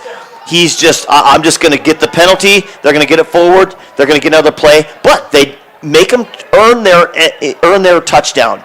Don't give it to them easily. So they move the ball to the 12-yard line. We're still looking at 4th down, but now it's 4th and 8 coming up for Rapid City Stevens. Again at the Harrisburg 12. We're down to 1:53 to go here in the second quarter. Still an 11-point lead for the Tigers. Raiders now will go spread offense. In fact, they'll go 2 receivers to the right. Easton Ogle's matched up with Gwyn Weasel. Dropping back is Jensen. Jensen looking to the middle of the field and trying to get it to Easton Ogle, but it was broken up by a Harrisburg Tiger. He reached in and got a piece of it to break it up. Yeah, that was, like I said, that was Quinn Weasel. He just did a quick slant or kind of a little in route to try to outrun him to the middle of the field. It was a great play, but Weasel said, I'm playing cornerback, and I'm having none of it. Obviously, that was the design by Harrisburg to get that matchup, because when they came out and Ogle went wide that side, Weasel came all the way over from this near side to go over to that side. So the Raiders come up empty, but now their defense has to try to hold this Harrisburg offense. They have 1:48 to play with here before halftime. That's a lot. Dropping back, Knuth, he'll have a receiver. The receiver makes the catch. He dives forward. That's going to be Lincoln Carlson. He's going to be stopped there or dives forward to end it at the 25-yard line. Yeah, they have 2 timeouts. They have an eternity to go. They have such a quick offense anyway. Mm-hmm. Again, 1st and 10 from the 25-yard line of the Tigers. Knuth from the shotgun gets rid of the football. It is going to be caught by Ross, and Ross is going to be tackled after a short, in fact, it's going to be a loss of a couple yards back to the 23-yard line to make it 2nd and 12. It was a good tackle that time, or a good stop, I'll say that. It wasn't necessarily a good tackle. It was great contact, but you saw he's like a tree standing there. You hit him, and he goes nowhere. Knuth will go from the shotgun, has a man in motion from left to right. Now they go trips left, 1 receiver to the right. Knuth, screen pass, gets it to Carlson. Carlson gets around Walters. He works the right sideline, then he steps out of bounds at the 35-yard line, but that's going to be enough to move the chains. How about Carlson? You know, we talked about Andrew Walters and what he's their leading receiver, but Carlson, we knew he was that little X factor for them. He's come in and just made some great plays. Carlson and Walters have combined for almost 900 yards receiving on the season. 1st and 10 from the 36-yard line of the Tigers. Trips right, 1 receiver to the left. Dropping back is Knuth from the gun. Looks to his left. Has time. Gets rid of the football. He knifes it in there, but it's going to be intercepted by the Raiders. The Raiders with the football. Is that Cade Nelson? Number 2, I think, Gavin Skinner. Oh, Gavin Skinner, I'm sorry. Yep, Gavin Skinner with the pick. That's the 3rd turnover in this first half for the Harrisburg Tigers. You know, and he had a lot of time to survey the field, just didn't like what he saw, and then at the last second decided to make the throw. But right then, he was getting bored down on by a Raider from the backside, so I don't know if that caused any sort of derouting of that pass. But either way, you know, the Raiders come up with another big turnover. 3 turnovers in the first half. Now the Raiders have 42 seconds to work with, and they have 1 timeout remaining. Jed Jensen from the shotgun, in some trouble, has nowhere to go with the football. I think he tried to get to the outside. Instead, he's going to be sacked back. They'll consider it a sack back at about the 36-yard line for a loss of 1 yard. Yeah, I don't think that was the play. He was looking that way, and I don't think his receiver had turned around for him to make that throw. A loss of 2 yards, so we'll call it 2nd and 12. Jensen to the right side, has Easton Ogle once again. Ogle works the right sideline, finally steps out of bounds at the 25 or 26-yard line. That's going to be a gain of just about 11 yards. Yep, just shy of that first down. They're looking at a 3rd and 1 coming up. They got still 1 timeout remaining. Minimum 2 shots. Yep. 12 seconds left on the clock. Yeah, depending on how quickly they can execute. You can get 3 out of this, but you got to execute it quick. He can't drop back and just sit in the pocket. He's got to get it, get rid of it, and either get out of bounds or call that timeout. And of course, they want to save it. So this play, they don't want to have to call that timeout. Trips right, 1 receiver to the left. Jensen from the gun. He'll drop back once again, looks to his left. Too much time. Again, he's flushed out of the pocket. There's a flag on the play. He'll go out of bounds at the 30 or the 28 or 27 or 28-yard line. That's going to be a loss. Yeah, and that couldn't have been any worse for the Raiders. He gets out of bounds, stop the clock. They still got that 1 timeout left, but you're going to get a holding on the offense. It's going to march them backwards. So, excuse me, they weren't going to kick a field goal, but now they have, you know, forever to try to make that play. And only 4 seconds left on the clock. And the Raiders are going to take that time. They're going to talk about this, but how are they going to set it up? They're either going to, you know, obviously a Hail Mary type of situation. You got one of those. What you can do is, obviously your options are quite wide open. You can send a whole host of players to one side, get a Hail Mary out of that one. I like it where they send a bunch to one side and then another guy peels off, because you only got 45 yards to the end zone, so it's not like you have a huge distance to throw. It's going to be a good chunk.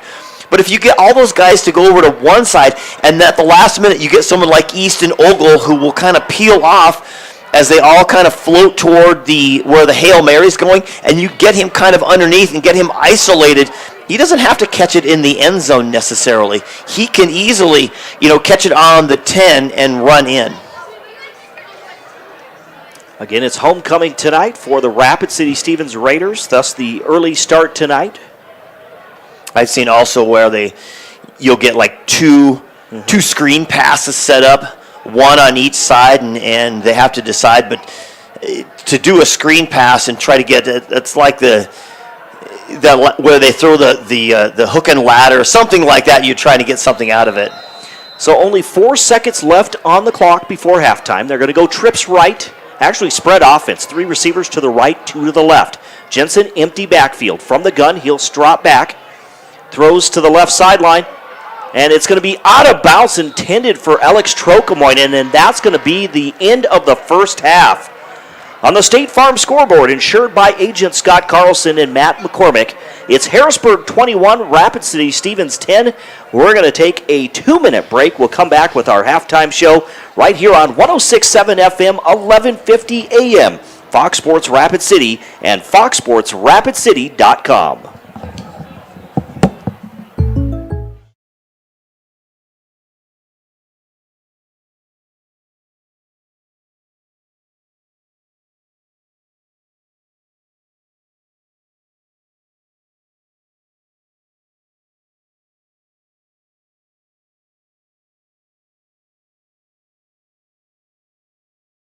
The best new cars make the best used cars. It stands to reason that the better a product is made, the longer it will last, which makes getting a high-quality, low-mileage Toyota at a great price a very savvy move. You can drive a barely used certified pre-owned vehicle today. 1.99% APR financing available on all Camry, Corolla, Prius, and RAV4. The right cars, the right price, the right experience. See you soon at Denny Manhole Toyota Rapid City and DennyManholeToyota.com. It's Honda's certified Dream Deal sales event. Up to an additional 2 years, 50,000 miles comprehensive warranty, plus certified Hondas come with 7-year, 100,000-mile powertrain coverage, free oil changes your first year, and 24/7 roadside assistance. See Denny Manhole Rushmore Honda for all the certified details.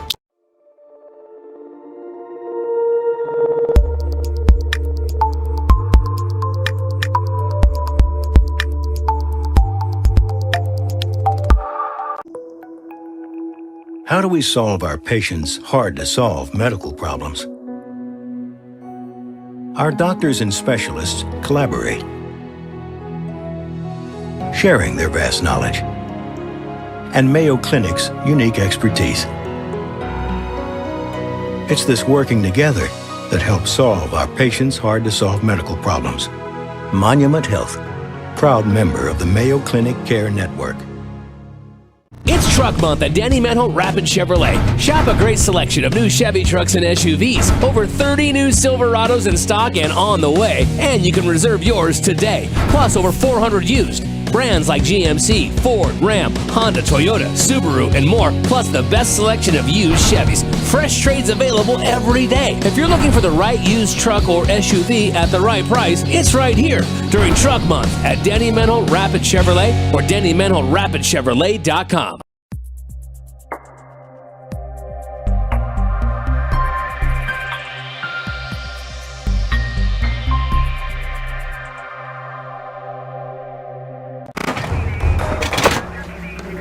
Everyone says they want to change the world.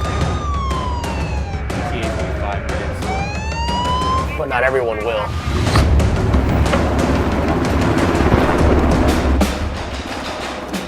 We are not everyone.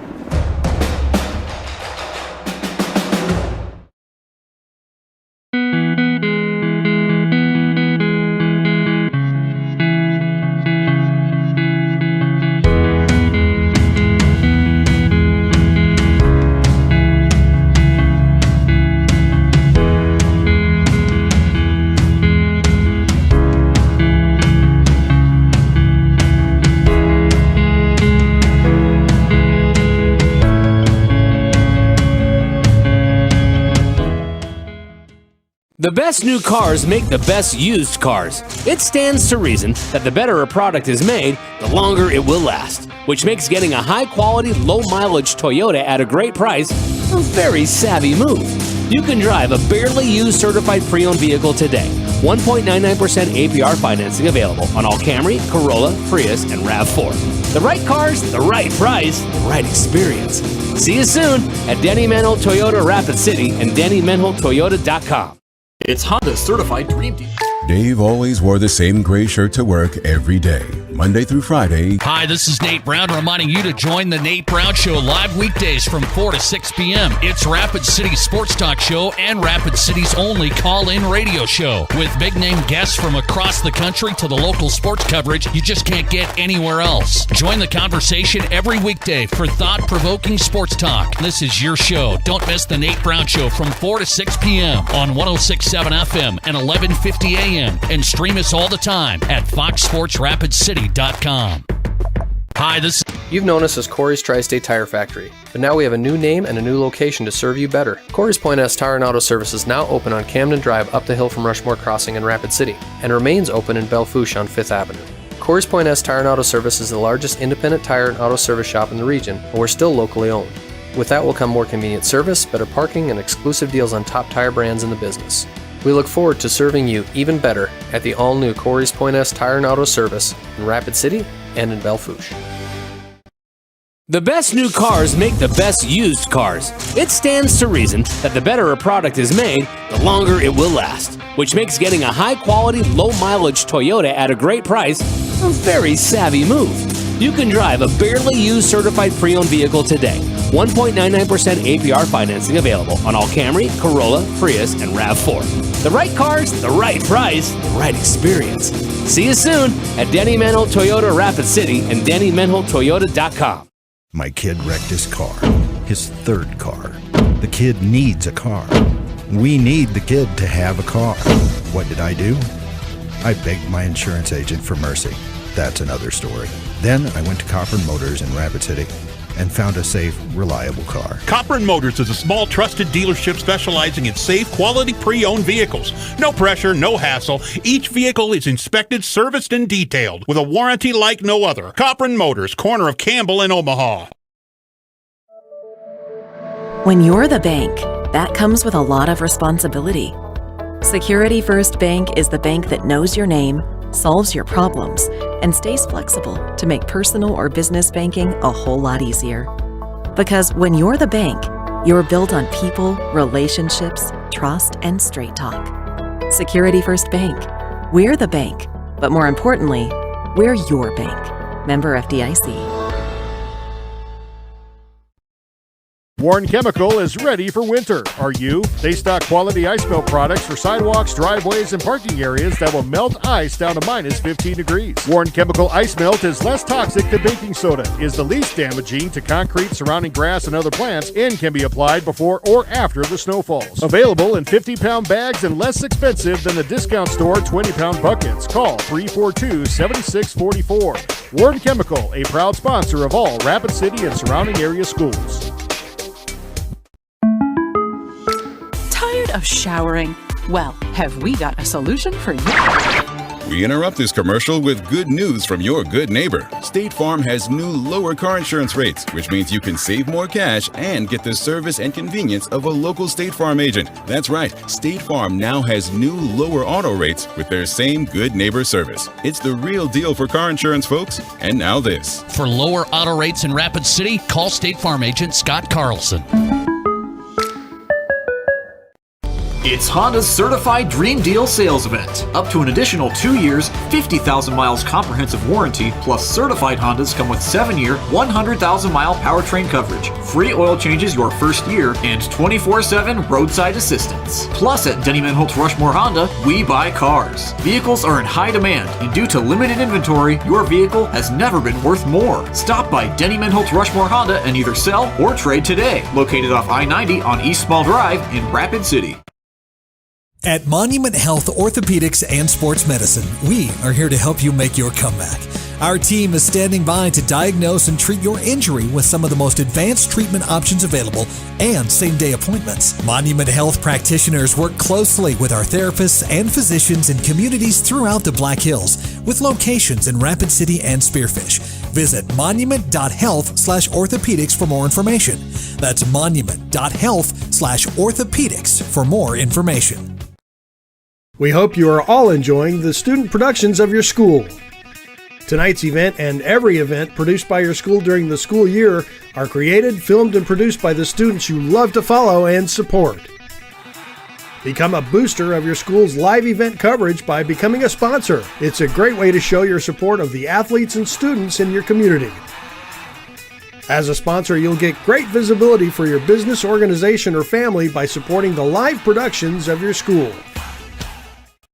Limestone canyons, flowing waterfalls, and pristine beauty make Spearfish a sanctuary for those seeking the ultimate escape. Outdoor enthusiasts will find top-notch sport climbing, mountain biking, and UTV OHV trails. Guests are steps away from peaceful hiking trails and tranquil streams. Relax and rehash your day's adventure at one of our award-winning local breweries. Finding rest is an important part of any adventure. Lodging in Spearfish comes with a variety of choices, from cabins, B&Bs, and campgrounds to the comforts of your popular brand-name hotels. To find your unique adventure in Spearfish, go to visitspearfish.com now. Star Spangled Batter on Jackson Boulevard in Rapid City, South Dakota. Famous for their delicious cakes, cupcakes, and other tasty baked goods. But did you know they're the only bakery in town to offer free consultations? Not to mention free samples when planning your big or small wedding. They also take special orders for that special party for that special someone. Check out their daily specials on Facebook or call ahead to grab some goodies for the office on your way to work. Star Spangled Batter is a proud sponsor of Rapid City sports and activities on liveticket.tv.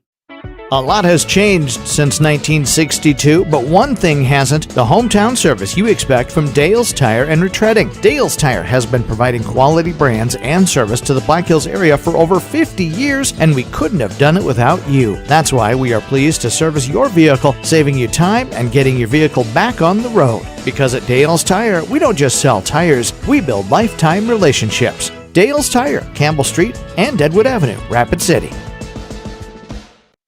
It's Truck Month at Danny Mantle Rapid Chevrolet. Shop a great selection of new Chevy trucks and SUVs. Over 30 new Silverados in stock and on the way. And you can reserve yours today. Plus over 400 used. Brands like GMC, Ford, Ram, Honda, Toyota, Subaru, and more. Plus the best selection of used Chevys. Fresh trades available every day. If you're looking for the right used truck or SUV at the right price, it's right here during Truck Month at Danny Mantle Rapid Chevrolet or DannyMantleRapidChevrolet.com. Join the team and take on your legacy. Since 1862, the South Dakota Army National Guard has been ready to defend our freedom and our way of life. When our nation calls, we are there to help our friends, neighbors, and communities in the event of forest fires, floods, tornadoes, and severe winter storms right here in South Dakota. Now we want you to write the next chapter in our rich history of the South Dakota Army National Guard. Visit their Facebook and Instagram pages or nationalguard.com/SD. Dave always wore the same gray shirt to work every day. Monday through Friday, gray, gray, gray. Then one day, Dave decided to switch things up and wear that Hawaiian shirt his mother gave him. And that's when Jefferson, the third-ranked team in Class 11 AAA. Sioux Falls Lincoln on top of Brandon Valley 7-6 with 5 minutes left in the first quarter. Later tonight, it's the second game of our doubleheader as Rapid City Central hosts the Sioux Falls O'Gorman Knights. Other scores: Sturgis and Belle-Fourche, they are scoreless with 3 minutes left in the first. It's T-Area 14, Douglas nothing. That's in the first quarter. Of course, T-Area, your top-ranked team in Class 11 AA. In the first quarter, also, Spearfish and St. Thomas More, they are scoreless. Pierre is on top of Huron 6-0. And then two other games tonight in Class 11 AA, Mitchell and Yankton squaring off in Aberdeen Central and Watertown. Custer and Hot Springs, they're in action tonight in Custer. No score yet in that ball game, though, but Hot Springs, they're 5-1 on the season. And again, you play out your schedule. I mean, they've had some games. Maybe the competition has not been there, but they've had some games, and they're pulling out some wins. Their only loss this year is to St. Thomas More, so Hot Springs looking to make some noise in Class 11A. Yeah, and even the game against St. Thomas More was quite competitive as well. It kind of went all the way down to the wire, at least competitive-wise. So, yeah, definitely Hot Springs is there. They've obviously got the record. Like you said, the competition maybe not quite what people look at, but I think they are definitely a tough team. And in Class 11A also, it's Del Rapids 7, Vermilion nothing.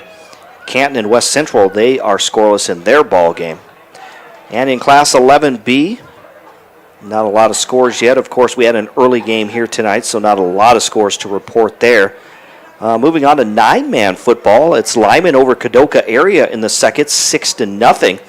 Stanley County 8, Lemon McIntosh nothing. In that ball game being played in Lemon. Timberlake and Hardin County Bison, they will kick off later. Actually, the game looks like it already kicked off. We just don't have a score yet. And then Wall, they are hosting White River tonight. So that game kicks off in about 10 minutes. And Wall, of course, undefeated on the year. And they're the, are they the top team in Class 9? They're not the top, I'm sorry. They are ranked number 4 in Class 9A. I think they're in the top 5. Yep. And they are undefeated on the season. So if we get a score for that, we'll have that score for you. Plus, of course, later on tonight, Matt Kearney will have Score Central, where he will run down all the scores. And I don't see a lot of other local scores out there. Faith and Newell will be playing later tonight. Phillip and New Underwood playing in Phillip. No score yet on that game in Class 9A. But again, we will pass along more scores for you. Of course, tomorrow night, right here on Fox Sports Rapid City. We will be heading to the Northern Hills to Deadwood as the Lee Deadwood Gold Diggers host the Rapid City Christian Comets in the Prospector Bowl. And Dean, I know you will be coaching up there earlier in the afternoon, but then joining me for the night game. But of course, first season rather in Class 11-man football, and the Comets. I believe, what are they, 2-3 on the season? Yep, they are 2-3 on the year, and they're going to take on the 3-2 Gold Diggers. I had a chance to talk to new coach Koima for lead, coming in, and he's had to face some adversity when he had his starting quarterback get injured in the second game of the year. So he's had to kind of make some adjustments using his son, who's their running back, and he's played quarterback for the past few games, but they finally get their quarterback back here, and of course, no stranger to adversity. Rapid City Christian loses their quarterback in the first half of their first game. I think it was the first quarter, wasn't it? Yeah, I believe so. First and so quarter of the they've first had game. to adjust accordingly as well for their situation. I think Coach Long there has really he said he's had to adapt each game. Obviously, that's normal, but he said he's really had to make some big changes, big adjustments. But I think that he's got a quarterback right now in Sam Fisher who can really kind of step up. He's a playmaker. He's a really athletic player. He was definitely one of the 4 quarterbacks that were in the running when Coach Long over the summer was deciding on who he's going to use, and Sam Fisher was one of them. I think actually he was more going to be a running back, but he could have been in the running for the quarterback. But either way, now he's in there and he's making plays, and as long as his receivers can cooperate, they can do some damage. They held Hot Springs. It was only a 14-0 game. Yes. And they were knocking on the door multiple times. It was either... I think they had 1 touchdown called back. Yeah, they did have 1 touchdown on a penalty. They had a couple of bad snaps that cost them opportunities there, and I believe they had a turnover as well. So they literally played Hot Springs, for all intents and purposes, down to the wire as well. So that just goes to show you kind of how close it is. Now, I know Coach Koima said, I expect this game to be a really, really tight game. He said 2 very similar type teams where they're going to kind of run the ball. I don't totally agree with him looking at both teams, but so I think they're going to be a little bit different. But either way, there's going to be plenty of running for for lead, and I think there's going to be plenty of passing for the Comets tomorrow night. And again, that's our game tomorrow night. It's the annual Prospector Bowl. Lee Deadwood taking on the Rapid City Christian Comets. We'll have that game for you at 6 o'clock tomorrow evening. Our pregame at about 5:45 right here on Fox Sports Rapid City. And also a reminder, later tonight we'll have the second game of our doubleheader, which will feature the Rapid City Central Cobblers, 1-4 on the season, taking on the 1-4 Sioux Falls O'Gorman Knights. As one of those teams would love to get things back on track tonight.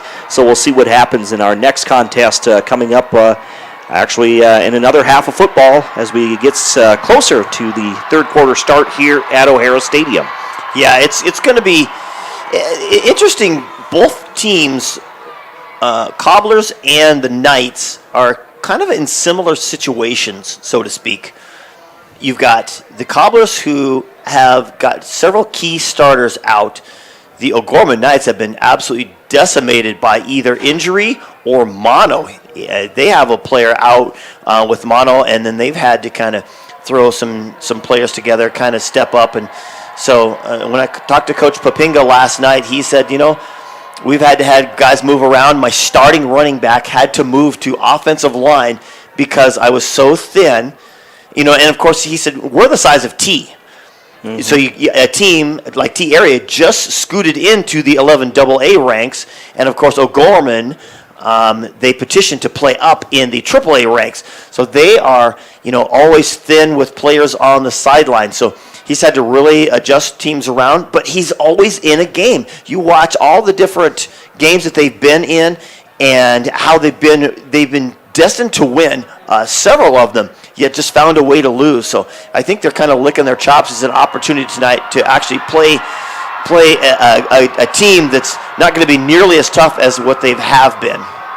And again, that's coming up in about 90 minutes later tonight. We'll have the Rapid City Central Cobblers taking on the Sioux Falls O'Gorman Knights. So we're going to wrap up our halftime show here as we get you closer to the second half kickoff. They're announcing the homecoming royalty right now. I know Hayden Bentz is your homecoming king. Of course, he's on that offensive line for the Raiders. I apologize, I'm not sure the homecoming queen for the Raiders. Good old Hayden. I'm proud. I should text him. I umpire with Hayden in the off season and during the baseball season. He does such an excellent job. He's kind of an up and coming official, and obviously he's got future plans in other places. But he does a really good job, and just one of the nicest kids you'll ever meet is Hayden Bentz. So hats off to Hayden. I see him over there. Yep. So again, they're announcing the homecoming king and queen. We're going to take a quick break. So again, we're going to wrap up our halftime report, or halftime show. Right now it's Harrisburg 21, Rapid City Stevens 10. We'll be back in 2 minutes.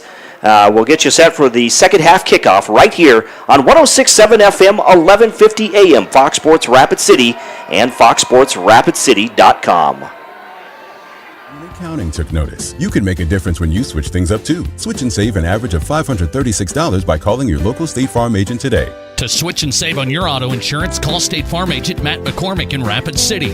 Average annual per household savings based on a 2019 national survey by State Farm of new policyholders who reported savings by switching to State Farm. Hi, this is Nate Brown reminding you to join the Nate Brown Show live weekdays from 4 to 6 p.m. It's Rapid City's sports talk show and Rapid City's only call-in radio show. With big-name guests from across the country to the local sports coverage you just can't get anywhere else. Join the conversation every weekday for thought-provoking sports talk. This is your show. Don't miss the Nate Brown Show from 4 to 6 p.m. on 106.7 FM and 1150 AM. And stream us all the time at foxsportsrapidcity.com. Hi, You've known us as Corey's Tri-State Tire Factory, but now we have a new name and a new location to serve you better. Corey's Point S Tire and Auto Service is now open on Camden Drive up the hill from Rushmore Crossing in Rapid City, and remains open in Belle Fourche on 5th Avenue. Corey's Point S Tire and Auto Service is the largest independent tire and auto service shop in the region, and we're still locally owned. With that will come more convenient service, better parking, and exclusive deals on top tire brands in the business. We look forward to serving you even better at the all-new Corey's Point S Tire and Auto Service in Rapid City and in Belle Fourche.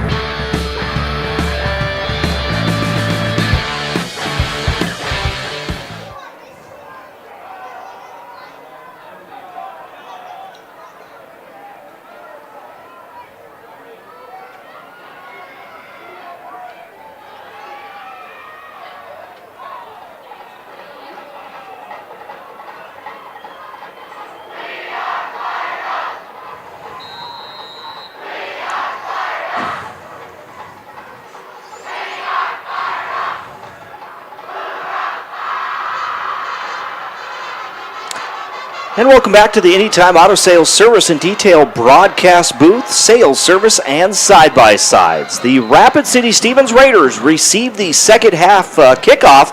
They take the ball out to about the 31, maybe 32-yard line, depending on the spot.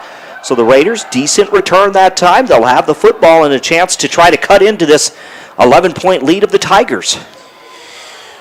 Boy, how big would that have been? I know it's water under the bridge now, but if they would have got that score at the end of the half, a touchdown, then you get the ball first and drive the length of the field, get a big score, man, what a boost that would have been. Absolutely. So they'll go trips, actually 4 receivers to the left. Here's Jensen out of the gun. There's a screen pass to Glenn. Glenn runs right into a defender. He's going to be stopped at the 30-yard line. That's going to be a loss of 2 yards to make it 2nd and 10 for Rapids, or 2nd and 12 rather, for the Raiders. Yeah, there was a blocker right in front of him, but unfortunately the blocker was not able to get what he's looking for. When you're blocking, you want to get that leverage, and you teach your players to get low and get the athletic stance that you get. He was standing up, and his defender was lower than he was, and absolutely took control of him and was able to make that tackle. So again, 2nd and 12. Dropping back is Jensen. There's a throw to the right side. It's going to be caught by the receiver working down the right sideline. Close to midfield as he's forced out of bounds. That's Beck Morgan, the 5'8", 150-pound sophomore who comes in for the injured Julian Scott. Yeah, a good job. Just a little outlet. We talked about this at halftime. That that outlet, the quick passes, have worked really well, and that opens up that opportunity for the big plays to Easton Ogle downfield.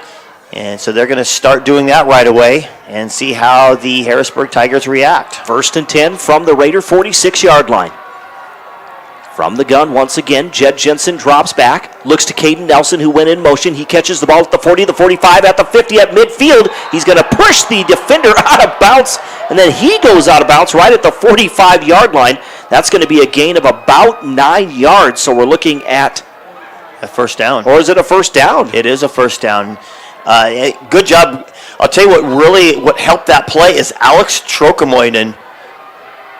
He was kind of the lead blocker on that. I think they're going to measure this, and I guess they're going to wait to move the chains. Yeah, they had to pick him up off the ground because the players knocked him over. But Trokamoinen is what really made that play.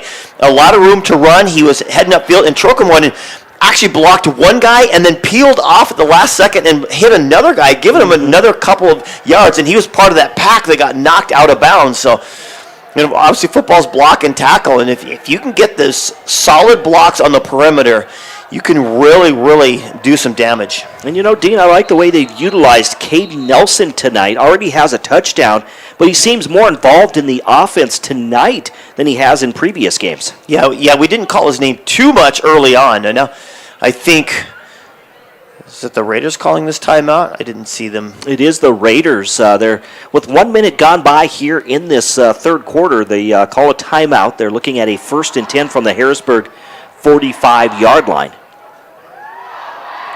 And to kind of get things together, I'm not quite sure why he called the timeout, but either way, you got that momentum. You don't want to lose that momentum. Mm-hmm.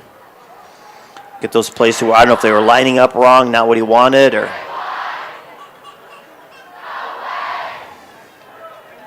Harrisburg's kind of, you had that momentum. Harrisburg was kind of on their heels defensively, as the Raiders made a couple good plays right in a row, and now you give them a chance to kind of regroup. So here come the Raiders coming out of that timeout. 1 minute gone by here in the third quarter. They're down 21-10 on the State Farm scoreboard. 4 receivers to the right, 1 to the left. Now they put Glenn in motion to this near side. Now they hand it off to Glenn. He goes right up the middle of the field, and he's going to get maybe a yard, but not much more, depending on the spot. Yeah, and that was Aiden Viox, one of the big key factors for this defense for the Harrisburg Tigers.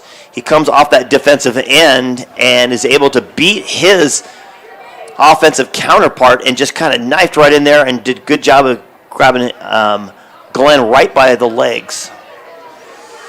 So they do give him 1 yard on that carry. So 2nd and 9 for the Raiders on the Harrisburg 44. Jensen from the gun drops back now. Looks to his right, being pressured.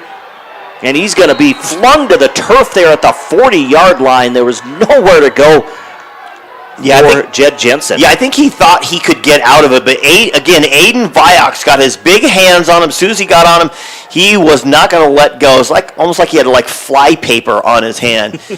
People know what fly paper is anymore? Do we even use that anymore? I don't know if they do. Again, that was a huge loss. Now a 3rd and 23 coming up for Rapid City Stevens on their own 42-yard line. They need to get to the Harrisburg 35-yard line. They'll go spread offense. Here's Jensen from the gun once again. He'll drop back. Looks to his left. A couple of flags on the play, and Jensen sacked back at the 30-yard line. But again, we had 2 flags, so we'll let the officials sort this one out. Yeah, it was on the right side of the line. And it came from the side. Was it going to be a chop block? But either way, that timeout, I think that was, yep, it is a chalk block, and it's going to be detrimental to the Raiders. They had momentum. They had 3 great plays back-to-back as they were rolling down the field, and then all of a sudden they have to call a timeout. That penalty declined. Fourth down. The Tigers were on their heels defensively, and the Raiders were just rolling. But then you call a timeout, they get a chance to regroup, and now they've just gone backwards. Mm-hmm. So the punting unit coming on for Rapid City Stevens. In that first half, the Raiders only punt the ball 1 time. So this is their second punt in this ball game. Parker Mesmer will be inside the 20-yard line. He gets it away. There's a fair catch called for by Harrisburg at the 42-yard line. So the ball will be on the Harrisburg 42. We'll watch the Tigers offense go to work for the first time in this second half. Yeah, but boy, what a golden opportunity you had. The Raiders just moving that ball, and that's just a killer timeout. It would have been huge for the Raiders to, score, get some points on that first drive of the second half. But instead, forced to punt. We'll see what the Raider defense can do. There's 3 turnovers in the first half by the Tigers. Here's Knuth again, claps his hands it off to Gavin Ross. Ross has a hole right up the middle of the field. He's going to get into Raider territory down to the 49-yard line. That's going to be a gain of about 9 yards. So we're looking at 2nd and 1 coming up now for the Tigers. And I think the Raiders just blitzed themselves right out of that. They ran right by, it was just a draw play, and they ran right by where Gavin Ross was. Jacob Knuth again from the shotgun. There's the snap. Hands it off to Ross once again. Breaks it to the outside, but he's tripped up. He's going to roll forward to about the 42-yard line. They needed 1. They get 7, and that'll be a first down for the Tigers. That's really the only way to bring him down. You have to hit him low. I know he can probably leap over you, so you can't just hit him in the shoe or anything like that, but you have to hit him low because the way he runs, it's just this low pad level. Knuth again, trips left. No receivers to the right. There's the handoff to Ross. Ross is going to be ankle tackled as he gets about a yard to the 41-yard line of the Raiders. Going from left to right here. Just a steady dose of Ross right now. Clock continues to run here. 8 minutes and 10 seconds to go in this third quarter. 21-10. The Tigers on top of the Raiders. The Raiders are just manning up on the perimeter. They'll hand it off to Gavin Ross once again. He gets to the outside, now breaks it upfield. Going to get down to the 36-yard line is Ross. So that'll be a pickup of about 5 yards. We're looking at 3rd and 4 coming up for the Tigers. They just run that delay so well that you know that when the ball gets in the hands of Knuth, he can do so much. So they have to respect that and stay back, do the defenders. Trips left. They put the tight end. Now he lines up on the other side. It's a run play. And they hand it off to Skinner once again. He has a hole. He gets off balance there, but he gets inside the 30-yard line. They'll stop it at about the 29. He probably could have got more, but again, he got off balance there and fell to the turf. Yeah, he was. Just the shift in the offense, moving the strength over to the left side, and just running right behind that left side, and they just power their way. That's a gain of 5 down to the Raider 29-yard line. We see the Raiders defense trying to get a big stop here. Knuth to that left side has a receiver. That's Andrew Walter that makes the catch. We haven't really called his name We much have not. It's been Lincoln Carlson a lot in the first half.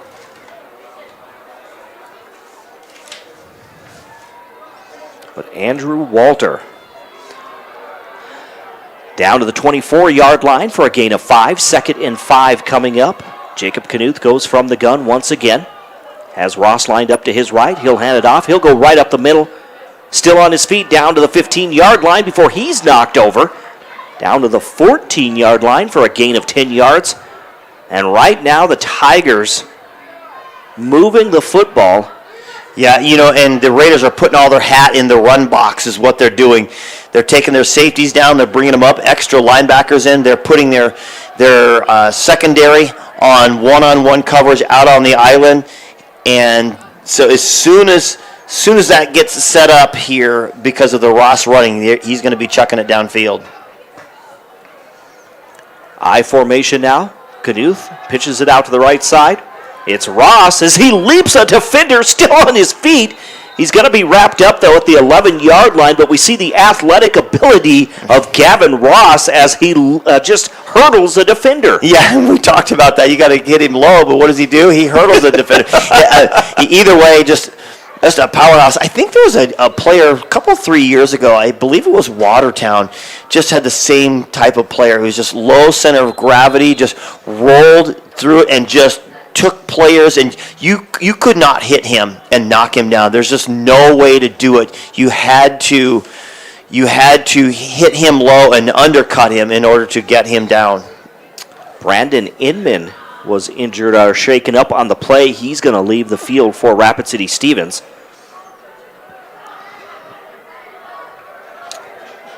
Just a gain of 3. 2nd and 7 now from the 11-yard line.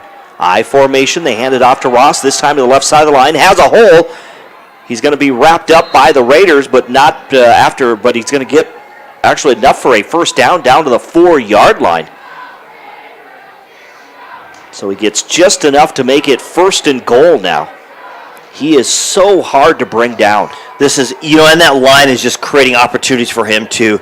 The Raiders are struggling to get off their blocks in order to make a tackle, and it's got to be, they only get a piece of him, and you got to get all of him. They'll go in the I formation. They fake the handoff. Rolling out to his right, running for the end zone is going to be Jacob Knuth, and he is going to take it in for the touchdown from 3 yards out. That'll make it 27-10 with the extra point pending. The Raiders did a pretty good job of defending the backside of that as he was looking downfield. I thought he had a little window to throw, but instead he chose to keep it, string it out, find the little crevice, and kind of sneak in. Teams are lined up for the extra point attempt.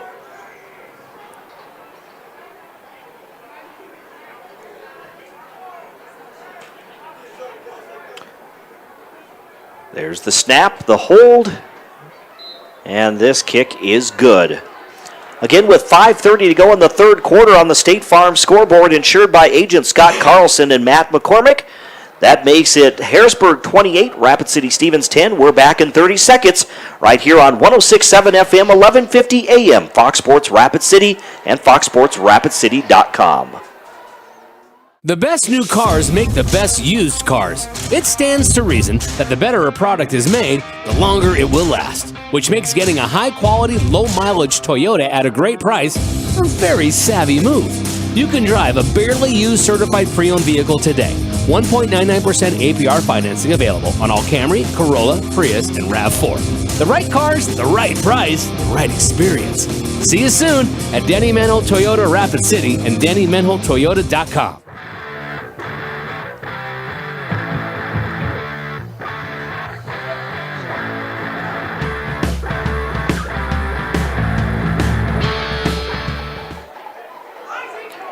And welcome back to the Anytime Auto Sales Service and Detail broadcast booth with Dean Gurr. I'm Jerome Wickersham on this Friday night with just 4 weeks remaining in the regular season for the larger schools. Only 3 weeks until the playoffs for Class 11B and smaller.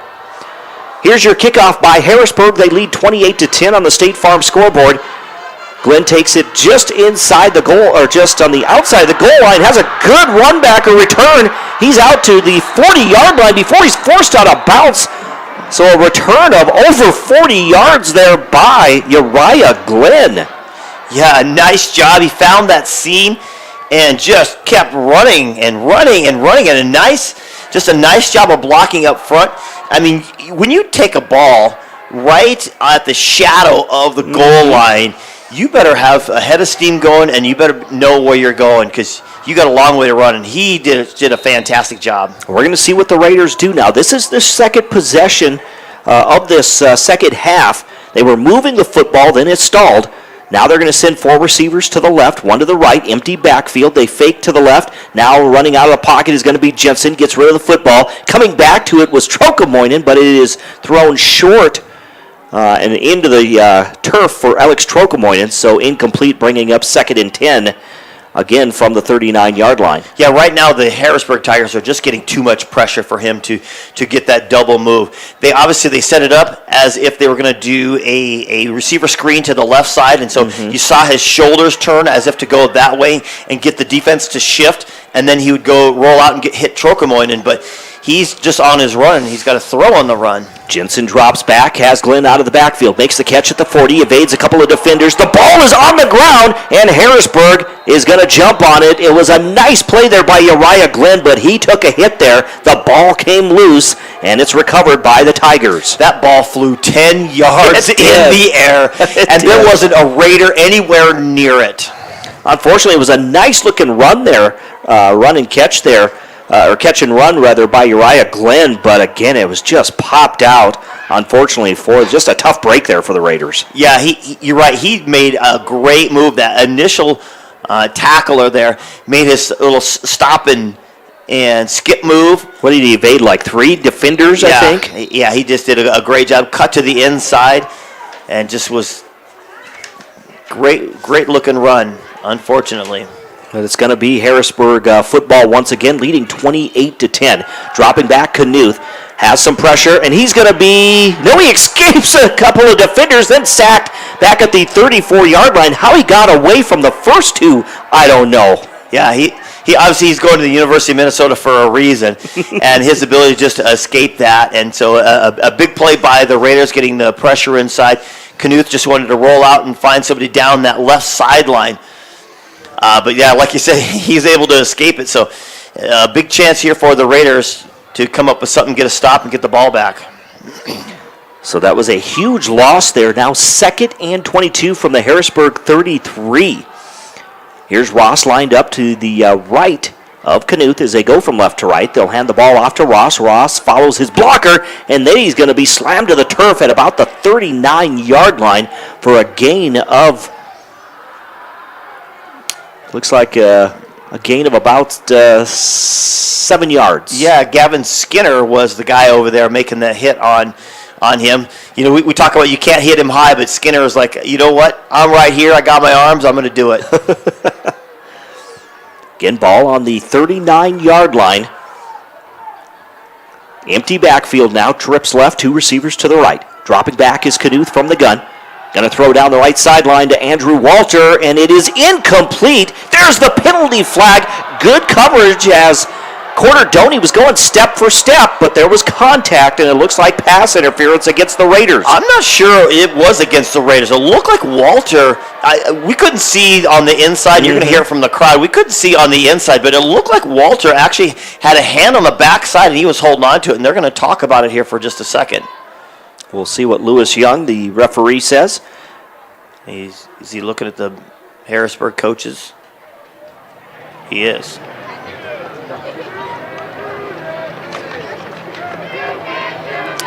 And again, the mic not working of Lewis Young there, but we did get pass interference against the Raiders, unfortunately.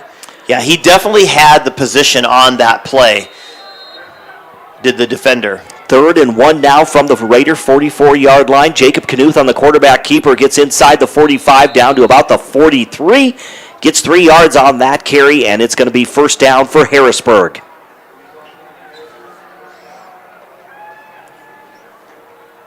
So the Tigers keep their drive alive there on 3rd and short. They convert. They'll send 1 receiver to the left. They go to the I formation now. Well, under center, wow. Knuth under center. Done that a few times tonight. Fakes the handoff. Now he throws down the middle of the field. Has Walter running in stride, and it's going to be incomplete. Walter is kind of pushed from behind. He goes into the end zone and getting up real slow. In fact, he's still on the turf. Yeah, his right leg. That's something you don't want to see. Well, I'm sure that's number 2. It is. So Andrew Walter is your injured Harrisburg Tiger. Again, he had the defender beat. The defender kind of makes contact with it, pushes him from behind, but the ball was just out of reach, and then Andrew Walter hits the turf in the end zone.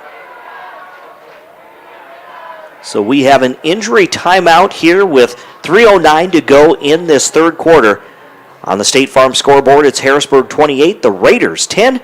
We will take a quick 30-second timeout right here on 106.7 FM, 1150 AM, Fox Sports Rapid City, foxsportsrapidcity.com, and also on GoRaidersLive.com. 3:09 to go in this 3rd quarter. On the State Farm scoreboard, it's Harrisburg 28, the Raiders 10. We will take a quick 30-second timeout right here on 106.7 FM, 1150 AM, Fox Sports Rapid City.com, and also on GoRaidersLive.com. My kid wrecked his car, his third car. The kid needs a car. We need the kid to have a car. What did I do? I begged my insurance agent for mercy. That's another story. Then I went to Copper Motors in Rapid City and found a safe, reliable car. Copper & Motors is a small, trusted dealership specializing in safe, quality pre-owned vehicles. No pressure, no hassle. Each vehicle is inspected, serviced, and detailed with a warranty like no other. Copper & Motors, corner of Campbell and Omaha. When you're the bank, that comes with a lot of responsibility. Security First Bank is the bank that knows your name, solves your problems, and stays flexible to make personal or business banking a whole lot easier. Because when you're the bank, you're built on people, relationships, trust, and straight talk. Security First Bank. We're the bank, but more importantly, we're your bank. Member FDIC. Warren Chemical is ready. Knuth, right in the middle of the field, tried to get it to Lincoln Carlson on a little post route there, but again, I'm not sure if it was thrown behind him. He tried to knife it in there. He's got such a nice throw there, a hard throw, but again, he could not connect with the receiver. Yeah, that's the second time they've tried that here tonight, and he's just the timing is just off just a hair. So now the clock stopped, 3:06 to go in the third. We're looking at 3rd and 10. Jacob Knuth on trips left. Blitz shown by Rapid City Stevens. They hand it off to Ross. Ross has some running room. I think he's going to come up just short of that first down on the right side of the line at about the 34-yard line. I think that's going to make it 4th and 1 coming up, rather. Kind of, you've got an 18-point lead. Obviously you don't want to ever take your foot off the gas necessarily. You still got a whole quarter to go yet, but I'm surprised he didn't give a few more Gavin Ross runs. I formation once again. Knuth hands it off to Ross. Ross to the left side of the line. He's going to be hit by some Raiders, and I don't think he made it. I don't know if he did. He was pushed backwards, and it looks like from the spot, he got back to the line and no more. I'll tell you what. If that is, it's going to be on Gavin Skinner. He absolutely held up the blocker, and he did not make it. He held up the blocker, and I don't know why Ross, he looked like he had room on each side. Maybe he's just trying to read the blocker. Either way, Skinner pushed the blocker back into Ross. Ross hits him, and then the rest of the Raiders clean up. And so how about a huge stop for this Raider defense? Absolutely. That's the second time tonight now that Harrisburg has turned the ball over on downs. So Rapid City Stevens will have it 1st and 10 from their own 34. They hand it off to Uriah Glenn, and Glenn's going to take it past the 35 out to about the 37-yard line for a gain of 3. Now we're looking at 2nd and 7 for the Raiders. Actually out to the 38-yard line. Yeah, they got to get something going on here, obviously. You got a whole quarter to go. You need to get some momentum. You've kind of hurt yourself the last couple of drives here. Some missed opportunities. You need to get some, just that momentum back with those quick passes. 2nd and 6 now.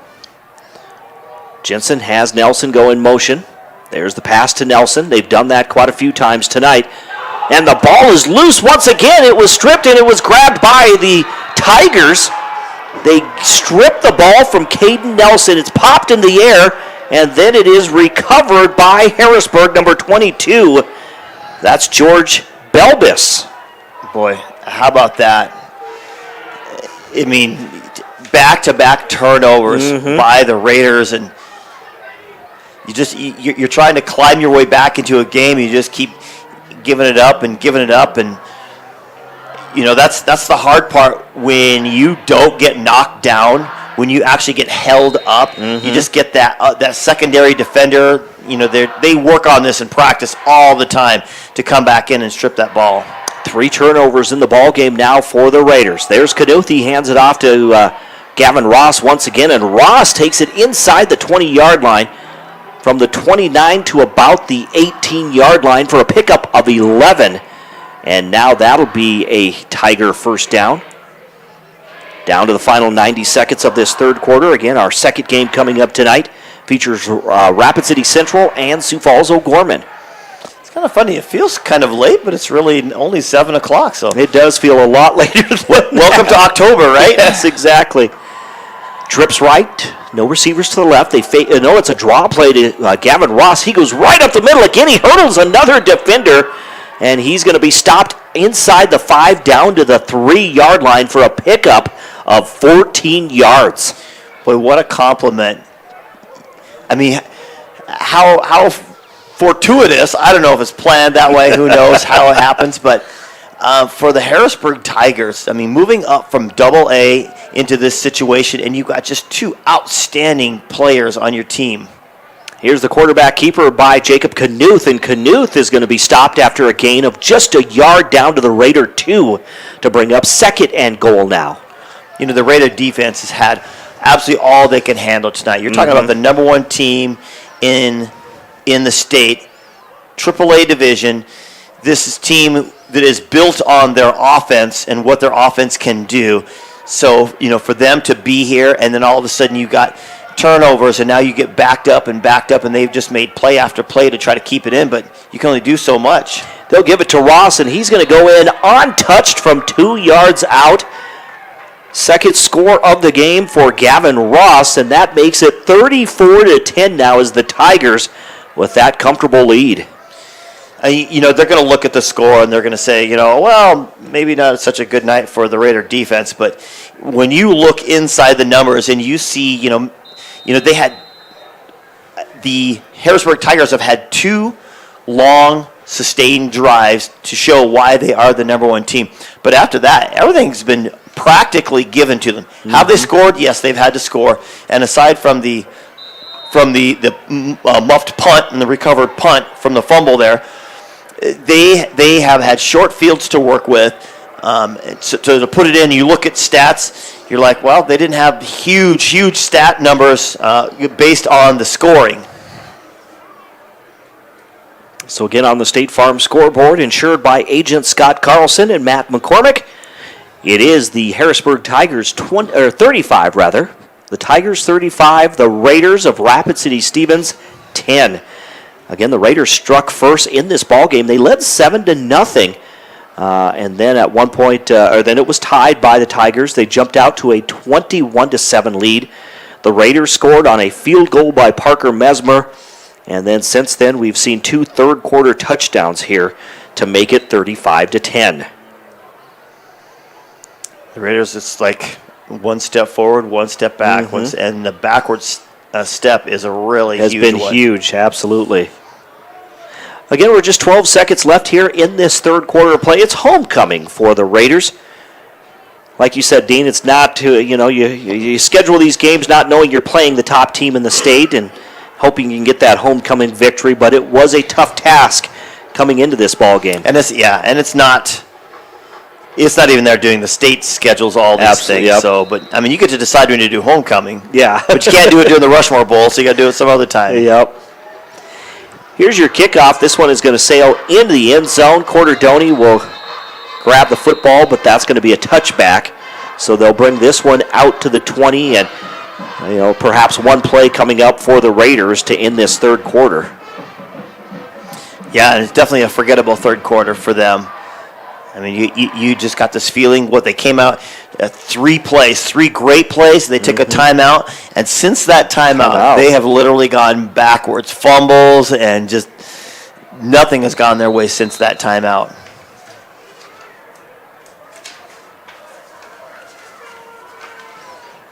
So again, Jed Jensen at quarterback. Spread offense with Glenn lined up to his left. He puts Caden Nelson in motion.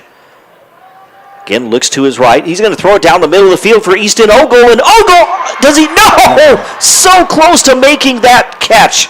Yes, absolutely. What a great throw by Jensen. Double coverage. Ogle just puts on that extra last jet at the last second. Looked like he got it, and I bet the defender got a hand in there just enough. But to cause, Yep, that would have been a tremendous home run play for the Raiders. Easton Ogle is so fast too. I mean, he is your if you want to stretch the field, he's your guy to do it. Yeah, and he plays center field for post 22, so he definitely utilizes that speed. 6 seconds to go. They'll hand it off to Uriah. No, they fake the handoff. There's the pass. It's going to be caught on that far side by the receiver. Is that going to be...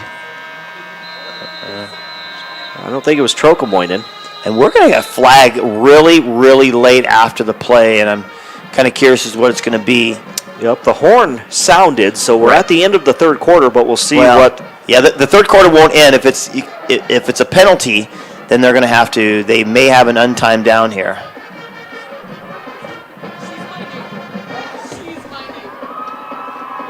They keep looking at the side of the Raiders or at their bench. Now they're looking back to the... And I believe it's going to be against the Raiders. Yep, it's going to be an untimed down. It was really late. Illegal substitution.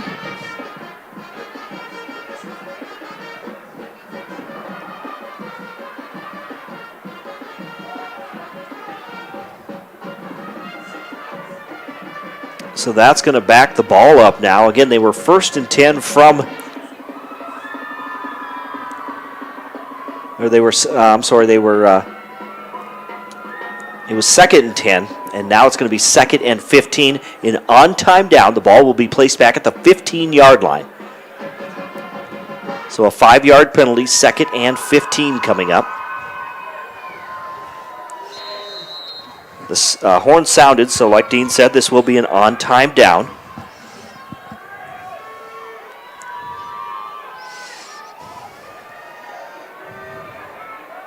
Raiders will send 3 receivers to the right, 1 to the left.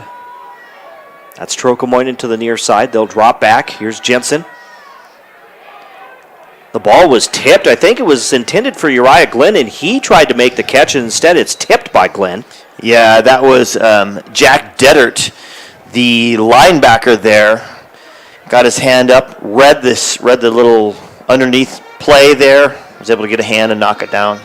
At the end of 3 quarters on the State Farm scoreboard, it's the Harrisburg Tigers 35, the Rapid City Stevens Raiders 10.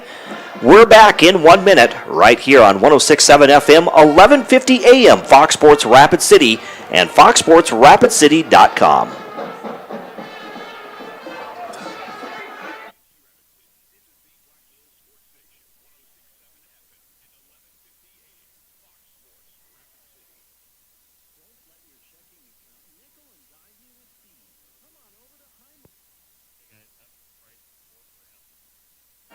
What's that?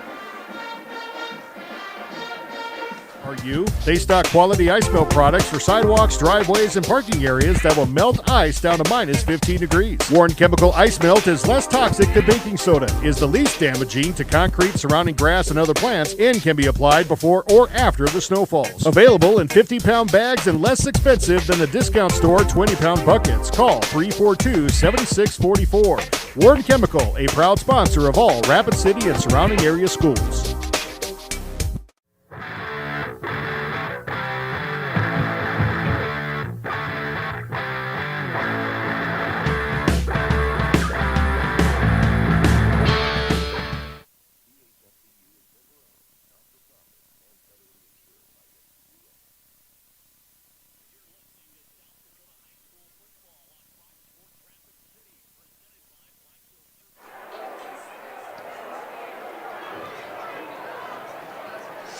Welcome back to the Anytime Auto Sales Service and Detail Broadcast Booth, Sales, Service, and Side-by-Sides.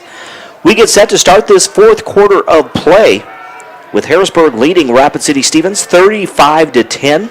Raiders do have the ball. They're facing a 3rd and 15 from their own 15-yard line. There's the snap out of the gun to Jensen. Jensen flushed out of the pocket, gets rid of the football. It is incomplete as he was being pressured that time, had to get rid of it. And that'll bring up 4th down now for Rapid City Stevens. Yeah, it was a great snap. He had to reach out to his right to kind of grab that. And another bad possession by the Raiders. That's the 3rd one in a row here in this second half. And, boy, they can't get out of their own way. Quick scoreboard update. Spearfish and St. Thomas More in the 2nd quarter. They are scoreless in that ball game. Spearfish sneaking up on people here. They are. They've won 2 straight. Yeah. There's a low punt, just goes end over end and then keeps rolling. Of course, it's going to roll down close to the Harrisburg 35-yard line. That was incredible. That ball barely got a foot over the head of the players, yet it rolled so far. I bet it rolled 20 yards or close to it. Oh, at least 20 yards. I mean, it was like a bull. He's like he's trying to pick up a 7-10 split in bowling. It just kept rolling. So Harrisburg will take over with 11:40 to go in this fourth quarter. Tigers are 5-0 on the season, while the Raiders come into this contest 2-3 after defeating the Sturgis Brown Scoopers last week. Looks like Jacob Knuth, is he still in? He is. He'll hand it off to Gavin Ross. He gets around the tackle on the right side, and he's going to be wrapped up as he gets to about the 42-yard line for a gain of 7. I just love the way he runs. He followed his blocker just perfectly. That was number 76 for Harrisburg. He sticks his hand on his back and just follows him. That's Josh Larson. Just follows him and said, dude, just lead me right through this hole. Trips left. The big tight end goes in motion. Now he gets set. There's the snap. Now the handoff to Ross. Gavin Ross again follows his blocker. He gets out in the open field. He's at the 40, cuts back, still on his feet, and now tripped up at the ankle tackle just inside the 30-yard line. A huge run there by Gavin Ross. Yeah, it had to be an ankle tackle. We've talked about this. You got to tackle him low. And you saw Corder Doney. He stopped. He turned. He's like, I'm not going to tackle that big fella up high. I'm going down low. But either way, it was a great run by Gavin Ross, and I think the Harrisburg Tigers are just kind of flexing their muscles now. A little better than 30 yards that time by Ross as the Tigers try to put it away now. They're comfortably in the lead, but of course they're trying to put the exclamation point on it. They try to get the ball to the big tight end, number 87, Aiden Foley. Instead, it falls incomplete. I'm not sure if he was quite ready for the pass. Yeah, it was just a wide receiver screen, but the pressure of the Raiders was kind of right in the face of Knuth, and I think probably, like you said, forced him to throw that ball just a little early. Again, thanks for watching on GoRaidersLive.com as we bring you tonight's game. Trips right. Knuth hands the ball off on a draw play. That's going to be Ross. He tries to spin out of it, but it takes 3 Raiders. They take him down at about the 22-yard line for a gain of 5 yards. And someone tried to take his head off there, but he was still running like the headless horseman, I'll tell you that right now. I know we got Halloween coming up here at the end of the month, and that's kind of the way he was going. So the ball down to the Raider 22. We're looking at 3rd and 5 for the Tigers. I'll call him Ichabod Crane from now on. Carlson goes in motion, now lines up in the slot on the right side. Dropping back is going to be Knuth. Knuth on a screen, gets the ball, it goes to Ross. He's at the 20, the 15, the 10, the 5, and Ross goes in untouched from 22 yards. I tell you what, the Raiders right now defensively are just kind of gambling to try to slow down somehow, some way this Harrisburg defense, and the gamble was a A-gap blitz, and talk about a perfect counter play for that. Just the little screen pass to Ross. You get blockers in front of him, and he had so much room. He wasn't even touched. He didn't have a defender anywhere near him by the time he rolled in. Here's the extra point attempt by the Tigers. Again, as they try to put the exclamation point on this ball game. There's the snap. There's the kick. This one is good. With 9:47 to go on the State Farm scoreboard, insured by agent Scott Carlson and Matt McCormick, that makes it Harrisburg 42, Rapid City Stevens 10. We'll take another quick 30-second timeout right here on 106.7 FM, 1150 AM, Fox Sports Rapid City and foxsportsrapidcity.com.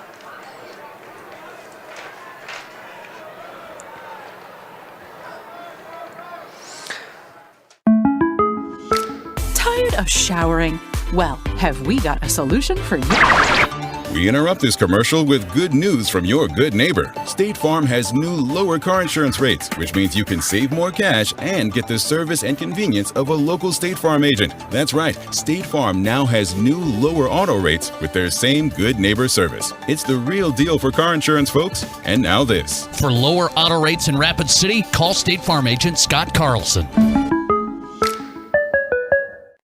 It's Honda's certified Dream Deal sale.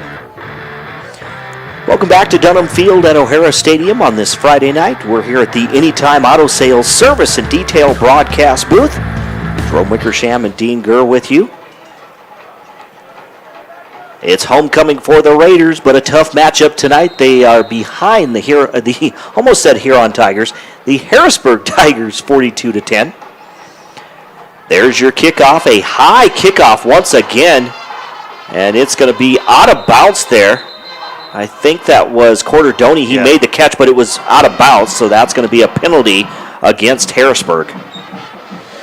And boy, 9 minutes left. Obviously, this game, for all intents and purposes, out of reach. And right now the Raiders just need to get something together that they can hang their hat on after they practically given the game away. I'm not taking anything from Harrisburg. They proved that they are the number one team, but they definitely made several mistakes tonight, gave the Raiders opportunities, but the Raiders just gave those opportunities right back to them. And so they really need to get something together as they kind of head into next week, traveling to Sioux Falls. You want to get a couple extra wins here. Here's Jed Jensen from the shotgun. Turns, gives the ball off. It'll go to Glenn, and Glenn has some running room as he finds a gap there on the left side of the line. Takes it out for a first down to about the 48-yard line. Nice run to the 47-yard line, so a 12-yard run there by Uriah Glenn. Yeah, running to the side of Big Ben Goldie out there, number 73, just pushing people around. Ben at 6'8", 295 pounds. I love it. So 1st and 10 for the Raiders. Again on their own 47. There's a penalty marker. We see some movement. Yeah, it's going to be on the Raiders because definitely Harrisburg did not jump on that one. False start against the Raiders. That'll back them up 5 yards. 1st and 10 turns into 1st and 15 at the Raider 42. Just a reminder, our post-game show coming up at the conclusion of this broadcast. And then we'll wrap things up from Game 1 with our player of the game as well. Then we will send it back. Matt Kearney back at the studio has Score Central coming up. Of course, then we have Game 2 for you. Rapid City Central and Sioux Falls O'Gorman. Dropping back again out of the gun. Jensen to the right side has Trocamoinen. He makes a nice grab there on the right sideline. Or left sideline, rather. That's going to be a gain of, from the 42 to the 48, so a gain of 10 yards.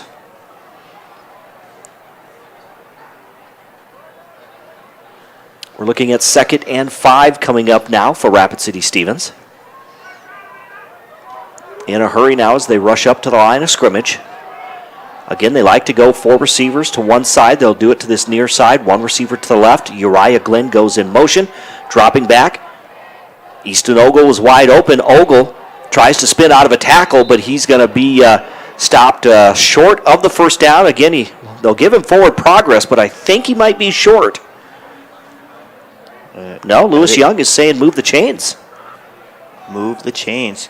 So trying to get a little bit of life here.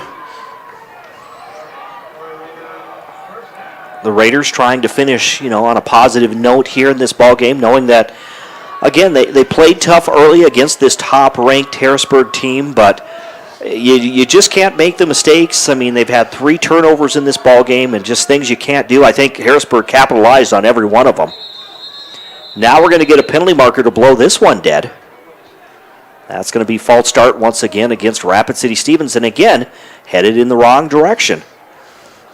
I saw one of the coaches jumping out there telling him, either the one-on-one matchup with Trocamoinen on the left side, I think he anticipated they were going to try to get it over there. There was a safety over there, but I think they're trying to make maybe another adjustment to the safety because he was pointing vigorously for somebody to move over. Either the play was going to go that side or somebody to slide over. So the ball now at the Harrisburg 48-yard line, 1st and 15.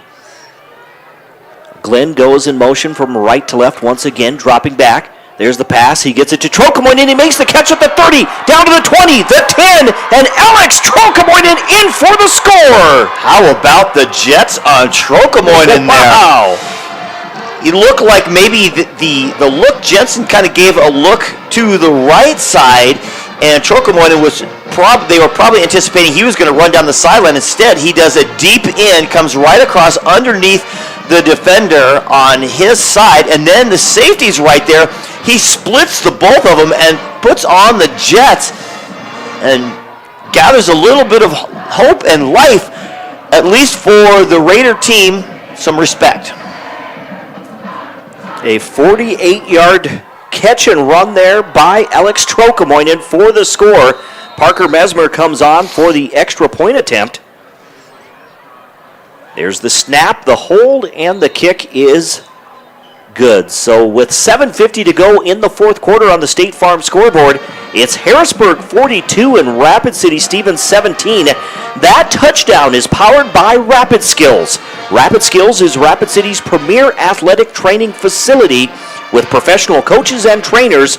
Take your game to the next level at Rapid Skills. Visit rapidskillsathletictraining.com. And wow, to see Trocamoinen, like you said, he put the Jets on. He catches it only after about 10 yards, and then he takes it 38 yards the rest of the way. I think he went to Rapid Skills and maybe got a little extra work out there. Put some ankle weights or something, got him a little extra burst of speed on that. So 42-17. Of course, Harrisburg with that lead. 7:50 to play. Here comes the special teams unit out. Parker Mesmer will kick off from left to right or going from west to east. We anticipate an onside kick here. Mesmer looking towards the sidelines there.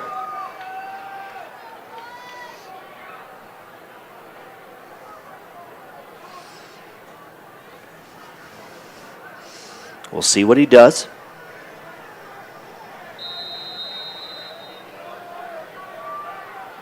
Taking his time, looking to both sides there. It is a short kick, but it's going to be taken by Harrisburg at the 30-yard line. That's going to be number 17 on the return. That's Brock, was it Lubers? Yes, Lubers. Brock Lubers. He's on the return that time. He's going to take it out to the Harrisburg 45-yard line.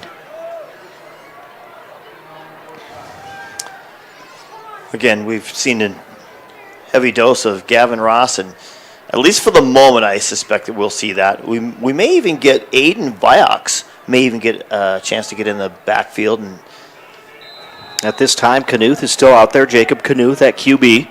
Gavin Ross at running back, lined up to the right. They'll go trips right. No receivers to the left. Hands it off to Ross. Ross right up the middle, finds a gap.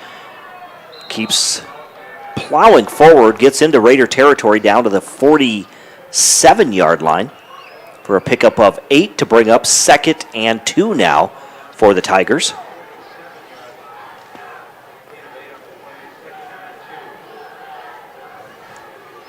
Clock is running, 7 minutes and 20 seconds to go in this fourth quarter. Trips right once again. Knuth from the shotgun. He's going to keep it himself. Gets to the 45 and tripped up as he falls forward to the 41.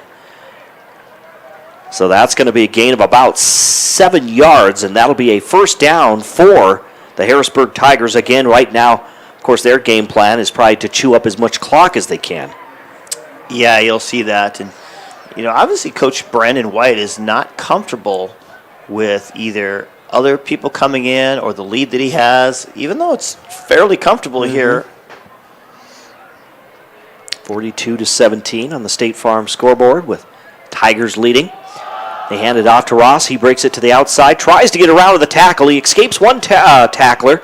Still on his feet. He's going to be stopped after a gain of about 5 yards. Down to the 36-yard line of the Raiders. Tell you a name we haven't called much all night is Luke Jageris. He learned the hard way that Ross is not going to be brought down by grabbing him by his shoulder pads.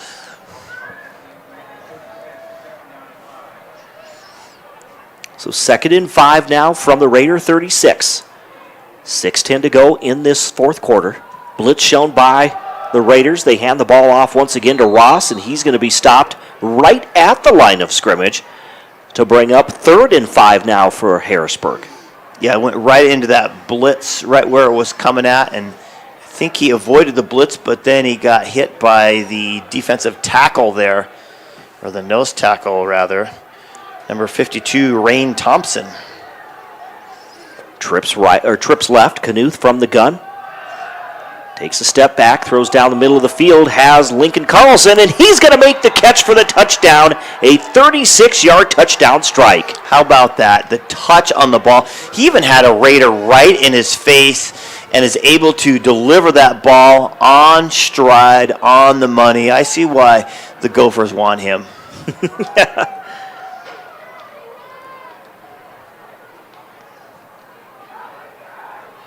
First touchdown tonight for Lincoln Carlson.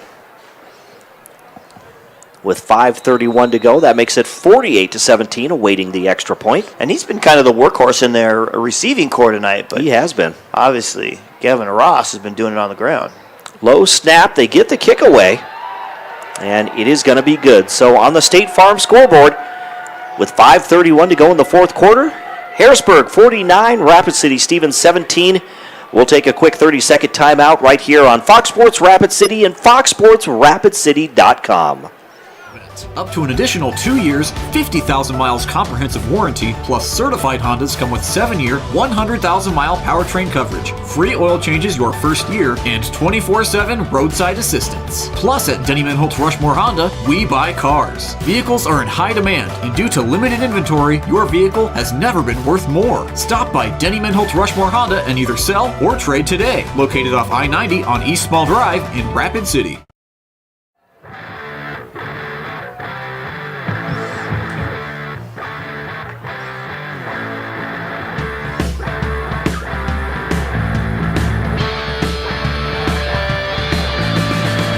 And we're back here at the Anytime Auto Sales Service and Detail broadcast booth, sales, service, and side-by-sides. Again, I'm Jerome Wickersham alongside Dean Gurr. 49-17 as the Tigers lead the Raiders. There's a squib kick. It's going to be picked up by the Raiders at the 30-yard line. I think that's number 85 who picked it up.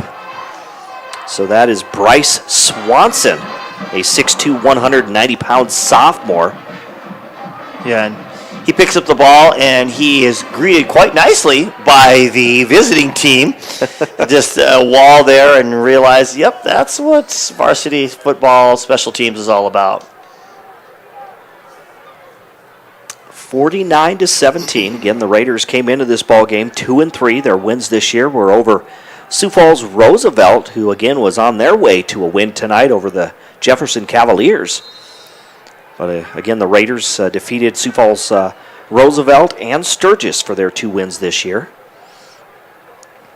Jed Jensen will go from the gun. He has Easton Ogle in motion.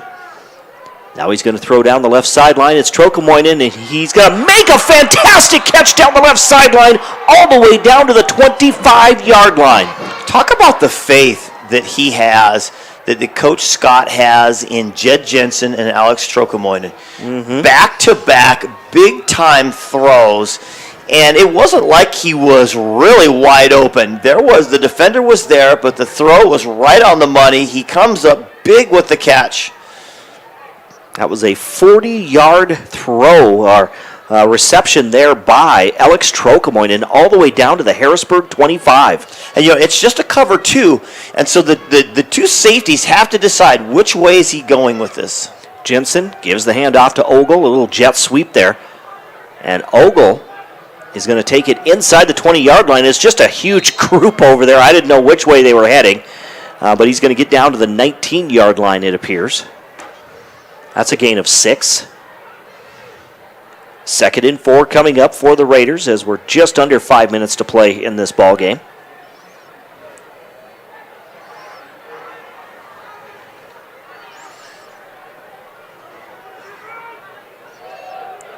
Raiders at the line of scrimmage now. 2 receivers, actually spread offense, just closed in tight there. There's the snap. They hand the ball off. It'll go to Glenn. He tries to break it to the outside. He's at the 15, and he's going to be ankle tackled at about the 12-yard line for a gain of 7 yards. Good hard running that time, enough to get that first down. It kind of looked like the snap was kind of high, so Jensen did a pretty good job of collecting it and getting it down. He did. Like I said, you know, everything's all about timing and momentum. If you get that snap and your running back is not at the place that you want him to, that slows them down. That messes your timing up on your blocks. Jensen under center, fakes the handoff, rolls out to his left on the bootleg, gets it to the end zone, and it is broken up, but a penalty marker in the end zone. That was a great post-corner route done by, was it Trokemoinen, Was it Trokemoinen that was out there? There was two Raiders over there, and it was a post corner. He got it. Everyone went toward the middle at first, and he just ran a post route. But you saw Jensen running out to his left, and the receiver wasn't going that way. He's heading as a post, and then he stopped, went back toward the corner, and made the throw. So now 1st and goal coming up for Rapid City Stevens on the 6-yard line. Jensen goes from the shotgun again, has 2 receivers to each side, ball on the right side hash marks. There's the snap, hands it off to Glenn. Glenn gets to the 5-yard line, keeps his feet moving, but he's going to run into a wall of about 3 or 4 Tigers there. That'll stop him at the 4-yard line for a gain of 2. 2nd and goal coming up now with 3:40 remaining. And they're quickly to the line right away. Now they spread it out a little more. 2 receivers to each side. Jensen hands it off to Glenn. Glenn heads for the end zone, and he's in for the touchdown! So both times, these last 2 plays that the Raiders have handed off, it looked like that Jensen has to basically run over and hand the ball. I don't know if it's not a toss or anything. It's just a handoff to that side, but Glenn looks like he's well ahead. He's like, hey, I'm in a hurry to get this play to this side. You better get over here and hand me the ball. That's 2 touchdowns this quarter for Rapid City Stevens. It's 49-23, awaiting the extra point attempt by Parker Mesmer.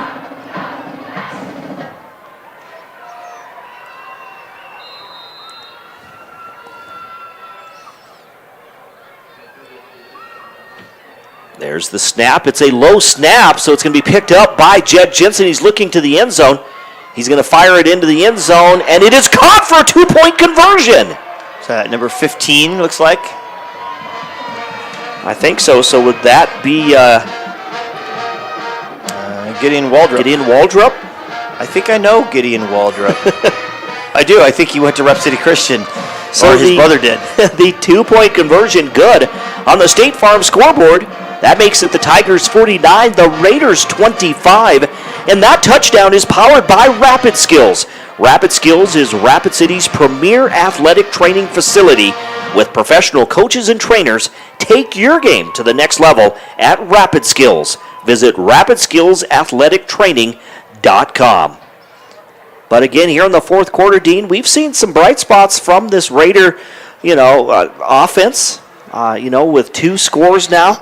And again, it's just that trust and rapport that they're building between, those skills players, your quarterback and your receivers. Yeah, a lot of unfortunately, a lot of woulda, coulda, shoulda type stuff going on right now. And you just think of all this potential that if they can just clean up what they have, they can easily compete with any team in the state. Are they going to dominate them? No. But they definitely have the skills to match one-on-one, at least at the skills position between quarterbacks and receivers and running backs. They can match against anyone that they face. But they're so often, the penalties and the turnovers just so often just put them in such bad situations. Parker Mesmer will kick off. Again, as you watch on GoRaidersLive.com as well. There's your it was an onside kick, but Tigers there to get on the football. With 3 minutes and 23 seconds remaining, will Jacob Knuth and Gavin Ross stay in the ball game? Right, yeah, that's the big question now, obviously. We'll get out the roster here because I think we see some new faces in there now. I do, yeah, Some new receivers as well.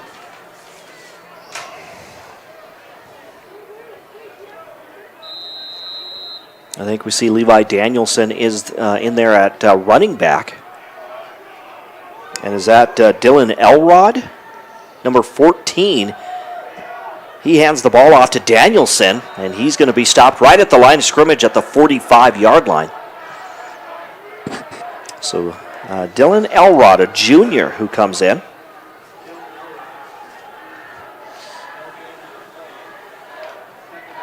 So Knuth and Gavin Ross done for the night. They'll sit out these final 3 minutes. Like we said, the post-game show coming up in just a matter of minutes, plus our player of the game all coming up very shortly on Fox Sports Rapid City. We're going to get this one blown dead, false start. I think it was on the center. I think I saw him kind of moving the ball and kind of jumping. Dean calls that from the booth up here. It's his officiating instincts that kick in. That's right. And of course, I've seen your flag football officiating as well. That's right. I'm all over it, man. Yeah. I didn't get a chance to throw a flag there. You don't even really know it's a penalty. And in fact, I got complained. The complaint was last week that it should have been a penalty, but he had no idea because we don't have flags that we throw. No. They should provide flags for you guys. They should. Flag football, right? Should have flags. Exactly. Let me talk to Matt Brandhagen about that one. 2:28 to go. Again, 2nd and 15. Elrod fakes the handoff. There's the pass to the near side. Caught by the receiver. He's going to be forced out of bounds at about the 47-yard line. Number 26. I think that was Gage Bachman, or Bachman maybe. He's a 165-pound sophomore. We don't have their height listed. From here, he looks like about 5'9". I have no idea. So now 3rd and 8. It was 3rd and 15. We're looking at 3rd and 8 from the 48-yard line. Elrod again. It was a bad exchange. The ball is on the ground. It's loose. And I think the Raiders come up with it. Look like the Raiders got it. And that's the problem when you just don't work together as a team. As a JV team, you kind of work together a little bit, but you don't get as many reps in practice. So you get the chance to get out on the field. It's bad exchanges. That's the 4th turnover in this ball game for the Harrisburg Tigers, but that's the first one of this second half. They had their other 3, obviously, in the first half, but again, like you said, just players that come in that don't get a lot of reps together. How often do you say, yeah, we turned the ball over 4 times, yet we still scored 49 points? Exactly. So the Raiders will have it. Jed Jensen, is he? No, it's going to be a different quarterback as well. Is that Crossweight? Yep. Tate Crossweight. So Tate, a 6'3", 190-pound sophomore. That's in. So again, we'll see some new faces as well for this final 2 minutes. Right, and the running back is that number 46, but I don't have a 46. Crossweight again from the gun, drops back. He's going to air it out. He's got a nice arm there. Had a couple of receivers, but it's going to fall incomplete. He had 2 receivers that were in the vicinity. So again, he has a nice arm as well. You can see why he's the number 2 guy on the roster. He's just a sophomore too.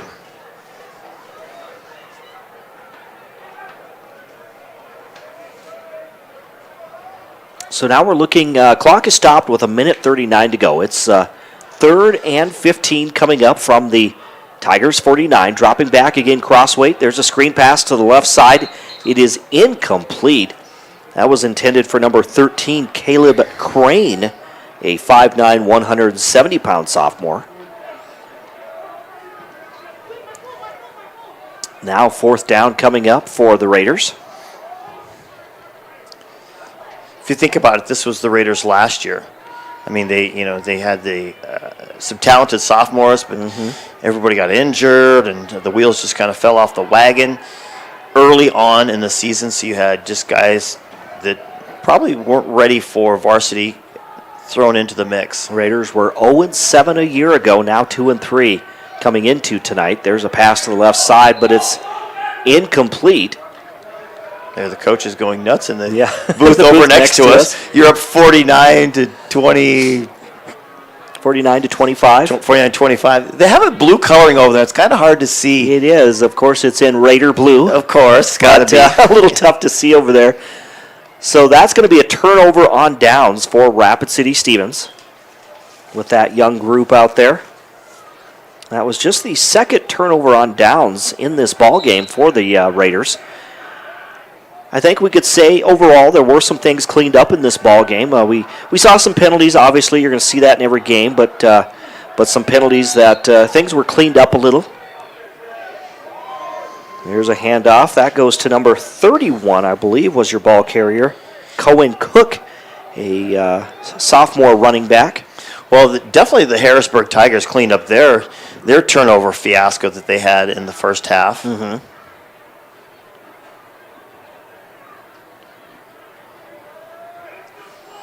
So that was a loss of 2. We're just under a minute to play. Of course, the Tigers taking their time.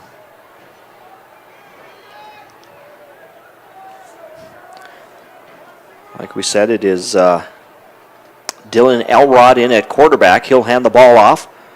It's going to be another loss that time. That went once again to Cohen Cook.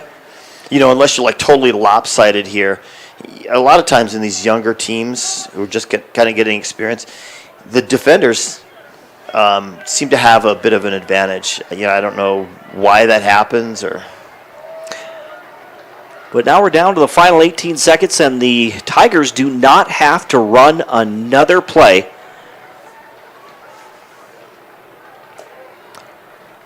As they let the clock wind down, that's going to be our final here tonight.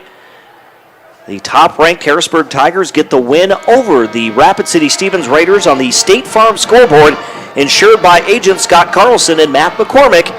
It's Harrisburg 49, Rapid City Stevens 25. We'll come back with our post-game show to wrap things up from Dunham Field at O'Hara Stadium.